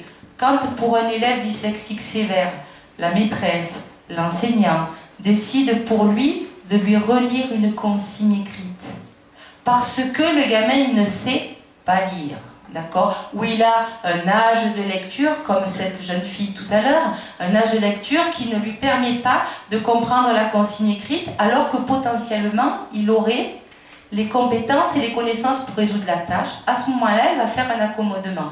Vous voyez bien que ce geste de relecture de consigne ou faire relire la consigne, par exemple, à un de ses copains, ne change rien sur l'exercice que l'élève va faire par rapport à ses camarades. En revanche, on peut imaginer dans la hiérarchie de ces adaptations, donc, ce qu'on appelle un enseignement coïncident, où là, en effet, l'idée, ça va être pour l'enseignant de travailler sur la même tâche, mais avec des objectifs très différents. Par exemple, dans cet exemple-là, on a l'idée pour un enfant qui souffre des troubles de l'attention, hein, pour lui, pour les autres élèves de la classe, de faire une lecture d'album, une lecture peu importe, pour travailler la compréhension orale, on serait dans une classe de CE1 en l'occurrence là, et pour l'élève en particulier, l'idée pour cet élève-là ne serait pas du tout de travailler sa compréhension, mais plutôt de travailler sa capacité attentionnelle et celle de rester assis pendant 2 minutes pour pouvoir le faire rentrer dans une tâche future. Et là, on voit bien comment ces adaptations vont se décliner sur une sorte de continuum, hein, qui n'est pas la même, et surtout, donc, on voit donc cette idée, et je vais revenir là, voilà, ça c'est des exemples. On voit donc comment le travail de l'enseignant va être sur une vraie analyse des objectifs qu'il a pour cet élève, pour l'ensemble de ses élèves sur le groupe classe et de ses élèves en particulier, pour pouvoir adapter le plus finement possible. D'accord ? Et ces adaptations, il pourra d'autant mieux les faire si elles ont été parlées, explicitées, et s'il envoie une utilité par rapport à la compensation que les professionnels de la santé lui auraient, s'il envoie une utilité et s'il envoie un bénéfice pour cet élève-là. Voilà. Donc ce que je voudrais maintenant... donc mon temps a été pas mal raccourci, mais c'est pas grave. Je gère, excusez-moi. Donc je voudrais faire dans les 5 minutes qui me restent, c'est ça, si je veux... Voilà. Dans les 5 minutes qui me restent, je voudrais vous donner un exemple. Un exemple d'un processus d'une enseignante qui donc est en collège et qui a une petite Héloïse dans sa classe, dans la classe que je vous ai montré tout à l'heure. Et je vais développer 2 exemples d'adaptation qu'elle a fait pour elle et comment elle a su travailler en prenant en compte les besoins de cet élève, tout en ne négligeant pas le collectif, c'est-à-dire les autres élèves de la classe, et avec les tensions et le compromis que ça lui a demandé. Donc, c'est une enseignante qui était, avant tout ce dispositif de formation et d'accompagnement, comme beaucoup d'enseignantes, en frontal quand elle enseignait, c'est-à-dire comme on fait là pour l'instant, en circulant très peu dans sa classe, etc. Et dans cette classe-là, elle a cette petite Héloïse, donc, qui a des grands problèmes attentionnels et donc qui est TDAH, c'est-à-dire qui souffre de troubles d'attention sévère. Et donc, elle décide, parce qu'elle a cette élève dans la classe, et une élève qui a un profil particulier en plus, dans le sens où c'est une élève qui ne veut pas écrire, qui pourrait potentiellement utiliser ses stylos, mais qui a un refus d'écriture dans sa classe. Et donc l'idée pour cette enseignante, c'est d'amener Héloïse quand même à pouvoir écrire. C'est une enseignante d'histoire-géographie. Et donc elle décide pour elle, parce que, comme souvent les enfants TDAH ont une focalisation ou peuvent focaliser leur attention dès lors qu'ils sont sur des écrans. Elle décide par exemple d'utiliser l'ordinateur pour pouvoir présenter un petit film qui va travailler sur sa leçon. Et le petit film, donc elle ne le faisait pas avant, et donc elle fait tout un temps de travail individuel avec les élèves où ils vont regarder le film. Et puis elle coupe sa classe en 2, la classe donc sa classe en deux, des élèves qui regardent un film moins complexe que les autres élèves, et donc sa classe, elle l'a scindée en deux, avec tous les élèves dits à besoins éducatifs particuliers, et les autres qui ont besoin et qui n'ont pas de difficultés. Et là, on voit bien comment la réflexion sur cette élève, par rapport à elle, puisqu'elle a des problèmes d'attention, on va lui faire regarder un écran, on va lui faire regarder un petit film dans l'objectif de travailler les notions de la leçon. Et donc, cette réflexion pédagogique qui est partie de cet élève s'est diffusée à l'ensemble des autres élèves en quelque sorte. Et du coup, elle a effectivement travaillé avec toute sa classe en adaptant sa pédagogie pour les élèves qui présentaient des besoins éducatifs particuliers, tout en n'adaptant pas sa pédagogie pour travailler avec les autres, et même en augmentant la difficulté de la tâche pour les autres. Et on voit comment elle a su gérer, si vous voulez, le collectif et l'individuel sans baisser le niveau. Tout ça pour vous dire que pour faire ce travail d'élaboration, voilà, qui a permis du reste à Héloïse de reprendre un stylo, alors je passe toutes les étapes, puisque ça a été 2 heures de travail avec cet élève-là, a permis Héloïse en effet de pouvoir travailler donc toutes les notions qu'elle avait à travailler en histoire géo, et donc de la remobiliser dans la tâche, et donc de la renarcissiser, etc. Ce que disait Michel tout à l'heure.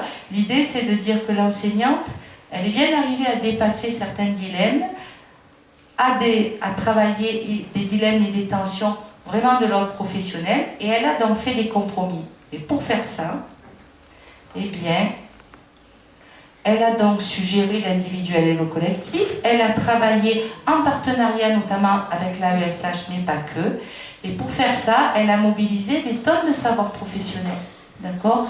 En pédagogie, en didactique, en neurosciences, en psychologie, en sociologie, qui lui ont permis, en fait, de travailler ça. Et si elle a pu faire ça de façon pleine, c'est qu'elle a été accompagnée pour le faire. Et du coup, pour conclure, de quoi demain sera-t-il fait dans cette idée de l'école inclusive ? On peut imaginer de poser notre question, c'est-à-dire de quoi demain sera-t-il fait si l'on veut vraiment poursuivre le projet de l'école inclusive ? Et il y a un pilier pour que ça fonctionne, c'est à mon sens, il n'y en a pas qu'un, mais voilà, il y a en effet mettre l'accent sur, d'une part, la formation des enseignants, mais de la mettre de façon massive, globale, continuée, etc. Et puis, il y a donc la formation des enseignants, la formation des professionnels de la santé à l'école inclusive, c'est-à-dire tout ce qu'il y a d'intermédiaires pour pouvoir travailler et combiner les professionnels de la santé avec les enseignants pour travailler autour de l'élève. Et puis il y a une troisième piste qui n'est pas du côté des pouvoirs publics mais du côté de la recherche.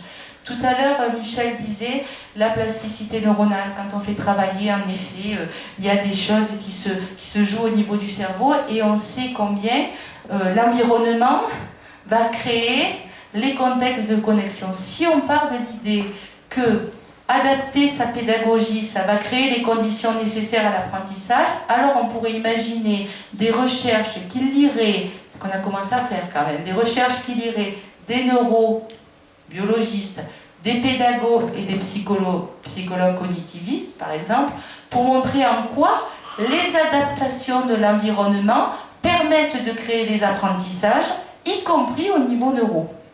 Et du coup, ça permettrait d'avoir des données, non pas seulement sur les recherches en sciences humaines, mais sur les recherches un peu plus en sciences dures, pour montrer que oui, il y a bien des apprentissages pour les enfants 10 et pour tous les autres enfants. Ce qu'on a montré aujourd'hui, c'est que quand on crée un environnement adapté, quel que soit le besoin à l'élève, il apprend, et il apprend mieux, il apprend plus vite, et surtout, petit à petit, les adaptations sont minimisées.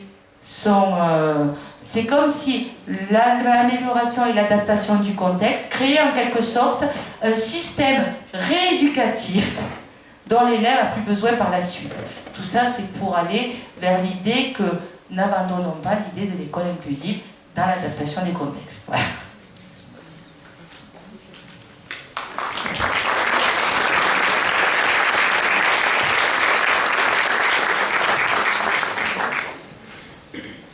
Désolé pour l'horaire du soir, mais l'université a des contraintes de personnel. Voilà, donc il reste assez peu de temps pour les questions. Oui. Je n'ai pas de micro, donc parlez fort. Bonsoir, moi je suis parent d'enfants 10, on va dire ça comme ça. Alors, les parents d'enfants 10, on n'a pas beaucoup entendu parler, parce qu'il est aussi malheureux que son enfant 10, et même plus encore, j'allais dire. Les larmes vont me venir parce que je ne peux pas parler de cela sans évoquer affectivement mon enfant.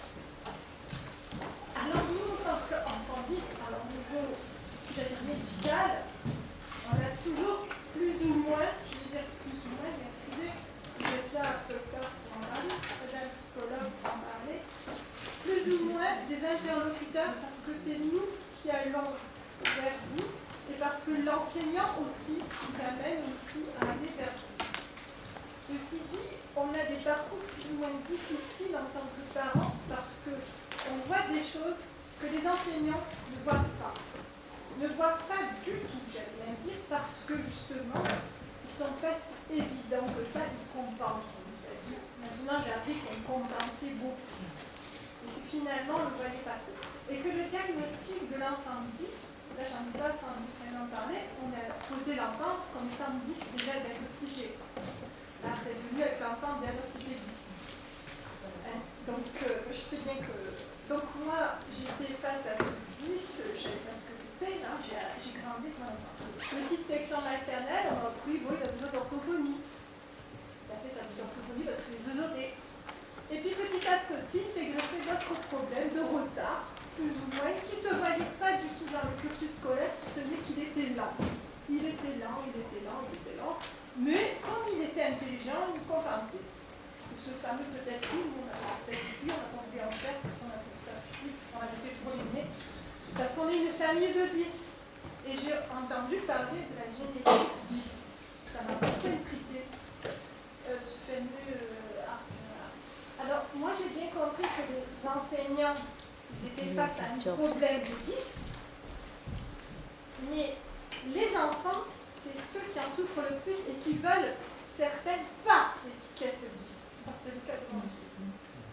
Et j'étais confrontée par le fait de vouloir le faire reconnaître comme 10 à l'école, parce qu'on ne l'avait pas reconnu, ou en tout cas il avait des petites choses qui faisaient que vous appelez ça peut-être un petit peu dyslexique, qui maintenant est devenu un problème médical parce qu'il a des retards de croissance, il a un problème de maturité, il a plein d'autres choses qui se greffent dessus et qui fait qu'il est lui de toute façon.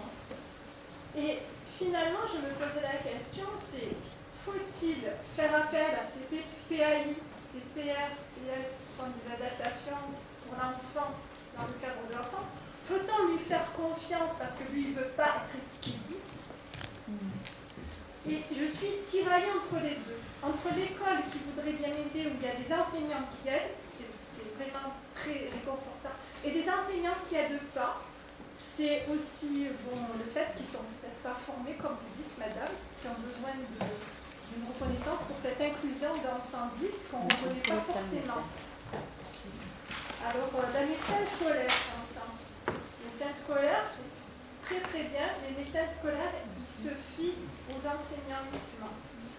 Et je m'excuse, mais les enseignants, des fois, ils ne le voient pas.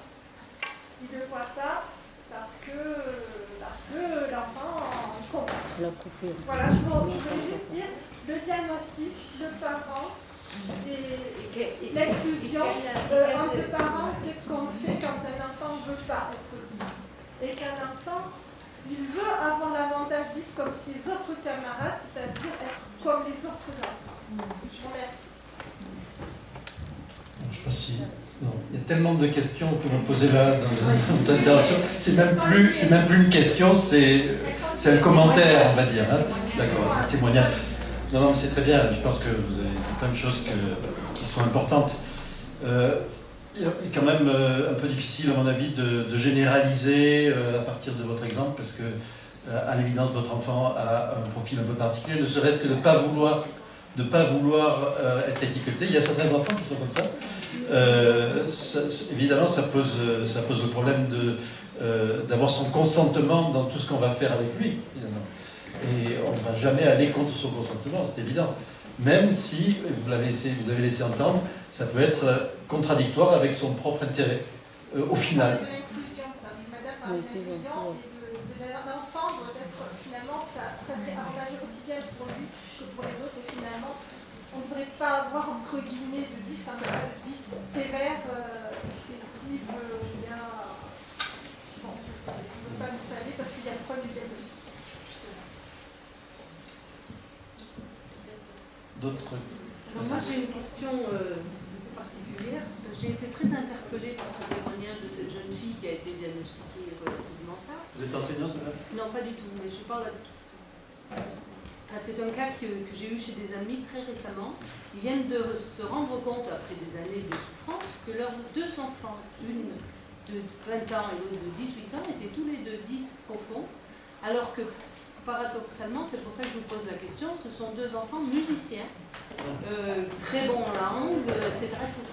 Les enfants, on n'aurait jamais imaginé ça, donc c'était classé bien entendu comme l'un est un peu trop paresseux, l'autre un peu lente, qui fait plein d'efforts, qui a des tas de nos têtes, mais qui s'en sort difficilement, et qui lit beaucoup, ce voilà. Donc, des cas particuliers, disent-ils. Non, il n'y a que des cas particuliers, de toute façon. Mais c'est pas si rare que ça, votre témoignage.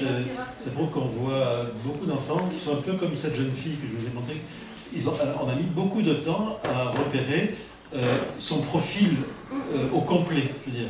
À la fois ses difficultés et ses capacités. Et finalement, la notion de repérage, je pense que c'est un élément, on n'en a pas parlé du repérage, mais c'est un élément fondamental dans ce en quoi, dans le rôle de l'enseignant face à la problématique en général. Je pense que repérer le plus tôt possible, c'est aussi non seulement donner à l'enfant le plus de chances d'être pris en charge très tôt, et on sait que plus ça sera pris en charge tôt, mieux ça sera, mais aussi de ne pas le laisser patauger psychologiquement dans sa difficulté et dans une non-connaissance de soi-même, finalement, qui met à mal l'équilibre psychologique. Et effectivement, bon, je pense que les deux enfants dont vous parlez doivent être brillants pour avoir mis tant de temps avant d'avoir été dépistés. Parce que sans ça, on ne peut pas rester jusqu'à la fin de l'adolescence. Mais malgré tout, c'est vrai que le plus tôt est toujours le mieux. Et finalement, être sensible à cette notion-là, à savoir qu'un enfant peut être intelligent et être en difficulté quand même, malgré son intelligence, voire même être d'autant plus en difficulté qu'il est plus intelligent. C'est finalement, ça revient à l'enseignant d'avoir cette intuition face à un enfant, de se dire, ben celui-là, il ne fonctionne pas très bien, mais j'ai l'impression que malgré ça, il est très intelligent. Il y a quelque chose qui me choque dans ce contraste, finalement. Et c'est ce contraste qui doit être l'élément central du repérage. Mais qu'il ait ce contraste que vous évoquez, quand les enfants n'ont pas été diagnostiqués, alors on en trouve de moins en moins, quand même il y a des orthophonistes qui sont là, qui peuvent dire, mais globalement, c'est souvent les enseignants qui disent « je ne comprends pas », c'est un enfant qui comprend, qui va vite, qui est performant et qui pour autant, dès qu'il lit, qu'il écrit, et donc il y a cette espèce de décalage entre les compétences qu'elle voit de façon générale et les compétences qui manifestent dès lors qu'il passe à l'écrit. Et dans ce décalage, souvent, il y a un trouble des apprentissages, notamment du langage écrit. Et souvent, les enseignants sont quand même là, et ils ont quand même cet œil aiguisé, en tout cas sur les 10 aujourd'hui. De plus en plus. Je vous rappelle quand même que la dyslexie a été, ou les troubles des apprentissages, plus spécifiquement la dyslexie, on a commencé à en parler en 2003. C'est pas non plus très lointain. Et donc la culture scolaire veut qu'aujourd'hui on en parle de plus en plus, pas suffisamment à mon sens, dans la formation initiale des enseignants, mais c'est un autre débat. Mais n'empêche qu'aujourd'hui, les enseignants sont globalement beaucoup plus sensibilisés. En revanche, ils vont être devant d'autres types de problèmes, et vous l'avez compris. Si pour les 10, ça a avancé, aujourd'hui, ils ont dans leur classe des enfants qui souffrent du trouble du spectre de l'autisme, pour certains, des enfants qui peuvent être allophones, etc. Donc du coup, ça va accroître en fait l'ensemble des difficultés. Voilà, pour l'enseignant, j'entends. Demander la définition d'allophone.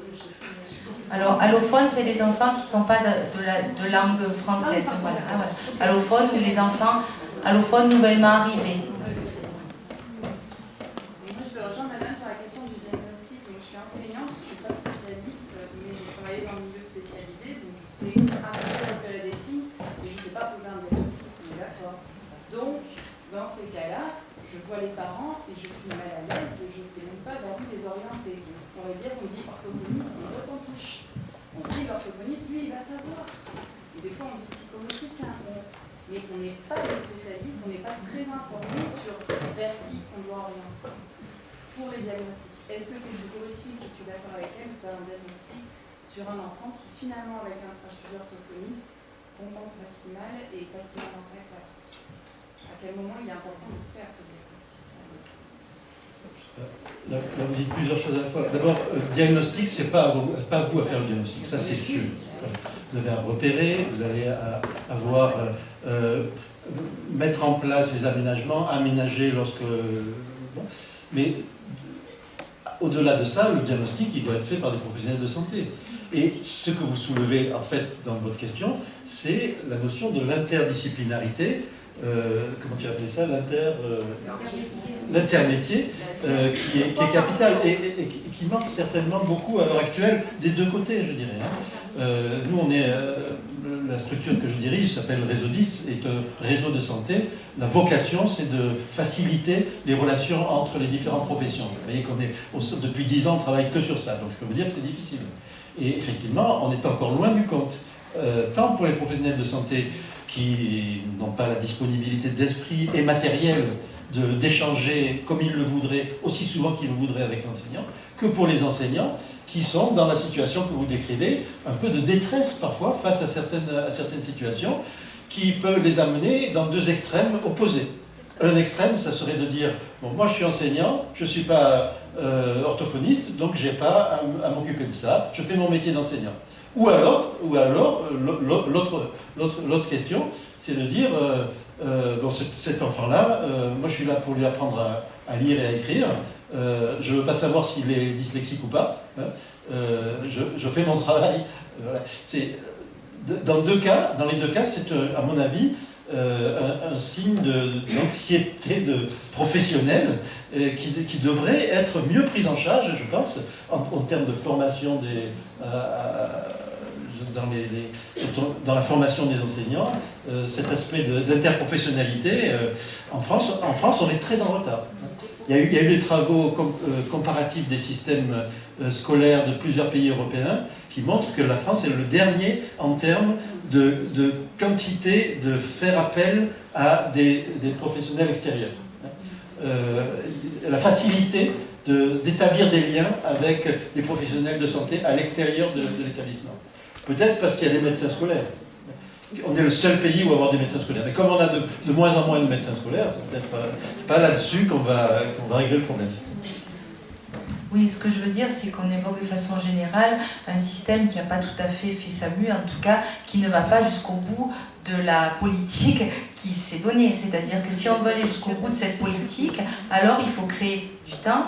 Alors ça c'est quand on met les lunettes d'optimiste, hein, c'est-à-dire que créer du temps pour que les gens se rencontrent du côté des professionnels de la santé, tout comme du côté des professionnels de l'enseignement. Et c'est là que les prises en charge individuelles à l'extérieur de l'école, mais aussi dans l'école, fonctionnent le mieux. Et c'est là où l'enfant il progresse. Donc on voit bien que le système il n'a pas encore tout à fait sa mue dans la formation et dans ce lien-là. Ça c'est sûr et certain. Surtout qu'au final, c'est les parents qui font le lien.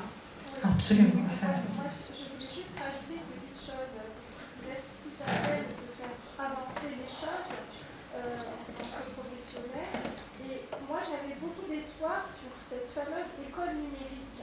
d'utiliser les outils du futur que vous présentez, que vous avez utilisé pour le support de ce travail.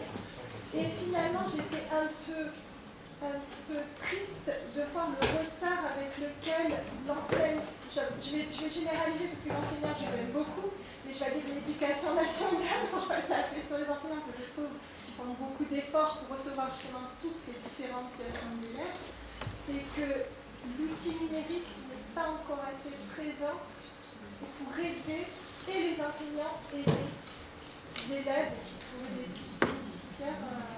Voilà. Et malheureusement, je veux dire, ça ne marche pas à ce qu'on pourrait l'espérer. Moi, j'avais beaucoup d'espoir et je vois qu'on n'est pas assez, je ne sais pas, du matériel, je pense qu'il y en a, mais de moyens pour que et les enseignants et la formation et puissent avoir. Nous, en tant que parents, mais je pense qu'on voit. Pas non plus penser que c'est la panacée. Oui, mais je veux dire, c'est tellement une aide. C'est tellement. Cela dit, si vous comparez à il y a 10 ans, si vous comparez à ce qu'il y avait il y a 10 ans, quand même, il y a des progrès énormes de ce côté-là. On va dire. C'est mitigé. Parce que moi, je vois mon fils bien souvent, il n'arrive pas à prendre ses cours, il y en a. Après, la question évoquée par le numérique comme outil de compensation à certaines difficultés avec les logiciels à dictée vocale, etc. C'est une évidence que ça peut aider un enfant 10 par exemple, pas que. La question professionnelle que ça pose après, c'est comment l'enseignant utilise l'outil dans sa classe en l'intégrant avec l'élève pour que ce soit efficace. Parce qu'aujourd'hui, les enquêtes au niveau des maisons départementales des personnes handicapées, donc il y a Christelle Massiot qui nous a présenté ça il n'y a pas très longtemps, que vous connaissez probablement, qui est donc l'ERIP du 05, nous dit que sur l'ensemble du matériel adapté que la MDPH donne aux enfants, notamment 10, au bout du compte, quelques mois après, les enfants ne l'utilisent plus, et non pas parce qu'ils n'en voient pas l'utilité, parce que ça leur crée des contraintes supplémentaires, parce que les enseignants ne savent pas comment faire pour intégrer cet objet dans la classe, dans leur lignée pédagogique. Donc, je veux dire, c'est pas non plus la panacée. En revanche, on tend vers ça et on avance. Et l'école a évolué et les professions évoluent. Mais on est loin du compte encore. Voilà, ça c'est sûr. Oui, je vais sortir un petit peu peut-être du cadre des apprentissages. En fait, c'était vraiment pour revenir sur la plasticité cérébrale. On sait que les enfants d'aujourd'hui sont soumis quand même à beaucoup de stimulation visuelle au travers des tablettes, des écrans, etc. Je voulais savoir s'il y avait des études qui étaient menées justement pour voir les modifications qu'il y avait en fait au niveau du cerveau à ce niveau-là. Si vraiment il y avait une différence entre en gros les cerveaux d'il y a 30 ans, des enfants il y a 30 ans, il y a plus, et les cerveaux des enfants d'aujourd'hui. Je sors du cadre des apprentissages, les apprentissages. Oui, c'est une bonne question. Je crois qu'il y a beaucoup de gens qui essayent de se poser cette question. Et là, on n'a pas le recul suffisant pour voir une modification. Ouais. Par contre, il y a une population qui intéresse beaucoup les chercheurs, c'est ce qu'on appelle l'addiction aux écrans, hein, et l'addiction à Internet. C'est des entités qui sont même répertoriées à l'heure actuelle. Et effectivement, on va montrer que le cerveau de ces personnes fonctionne différemment et se structure même différemment avec l'interaction avec les écrans. Alors, il n'y a pas que des mauvais aspects, hein, parce que l'addiction c'est vraiment un aspect négatif. Il y a aussi des travaux qui montrent que des pratiques régulières devant un écran améliorent certaines capacités cognitives. Donc il faut du recul pour l'un comme pour l'autre.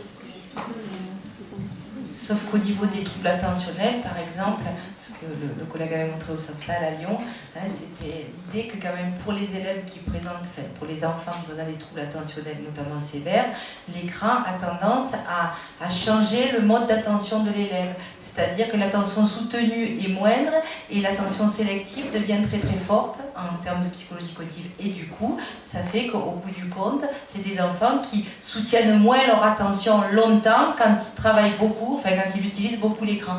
Donc, c'est... Voilà.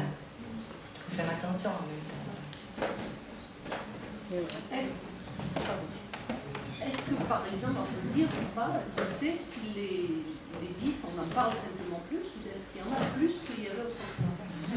Alors là, Michel va répondre et je sais la réponse qu'il va faire, mais il n'y en a pas plus, il n'y en a pas moins, c'est simplement le fait que d'avoir reconnu le trouble permet de mieux l'appréhender, tout comme l'autisme. Dans 2 jours, c'est la journée de l'autisme. Voilà, il y a quelques années, on ne parlait pas de ça. Aujourd'hui, on en parle, on sait mieux le diagnostiquer. Et du coup, forcément, on le voit. Et le fait aussi qu'on est dans une culture écrite de plus en plus, donc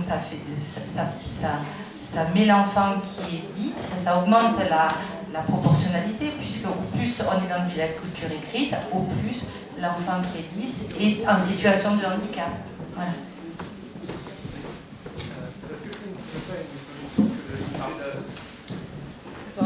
Est-ce que ce ne serait pas une solution que de limiter davantage le nombre d'enfants par classe? C'est-à-dire qu'avant,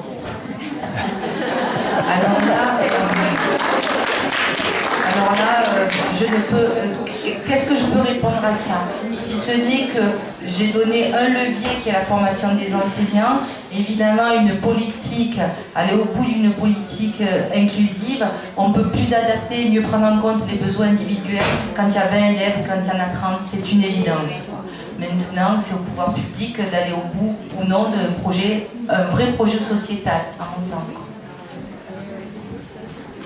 Sur les musiciens, vous avez parlé des musiciens des instruments à cordes frottées. La particularité de ces instruments de musique, c'est que les notes ne sont pas préfabriquées, elles sont fabriquées. La grosse différence avec d'autres familles de musique.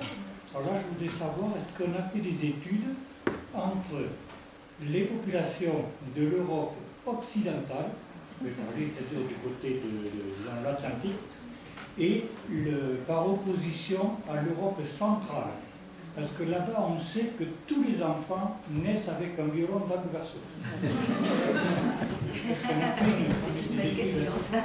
Parce que là-bas, on le sait, dans le Mitteleuropa, il y a 9 personnes sur 10 qui savent jouer un instrument à cordes frottées. Plus ou moins bien, mais bon, on peut imaginer que l'environnement familial et précoce change quelque chose à ce que... Oui, mais est-ce que ça donne un résultat précis? On ne peut pas le dire, je ne crois pas que ce genre de comparaison ait été faite. Et par analogie, je vous répondrai un peu à côté. Il y a eu des travaux qui montrent l'effet de la langue sur l'apprentissage de la lecture en particulier, et que certains pays dont la langue est transparente, c'est-à-dire qui s'écrit comme elle se prononce, ont moins de dyslexiques et apprennent à lire plus facilement que les pays où la langue est opaque, comme l'anglais. Et d'ailleurs, vous avez vu le témoignage de la jeune fille qui a dit que l'anglais c'était une catastrophe pour elle. Ça a toujours été une catastrophe, parce que pour tous les dyslexiques, c'est très difficile, justement parce qu'il n'y a pas de correspondance entre la forme écrite et la forme orale de la langue.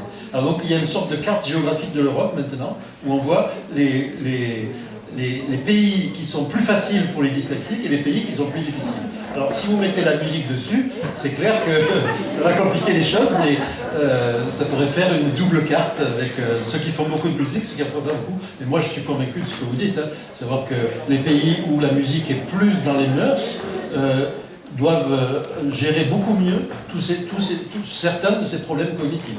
C'est probable. Le gros avantage, c'est qu'au départ, il y a un alphabet qui n'est pas le même, il y a l'alphabet de la langue parlée, il y a l'alphabet de la musique, et il y a la représentation de la musique qui n'est pas du tout un alphabet. Ce sont des positions, ça c'est l'avantage des dessins, c'est par réflexe, on va dire, mais non par grammaire. Je suis désolé d'interrompre.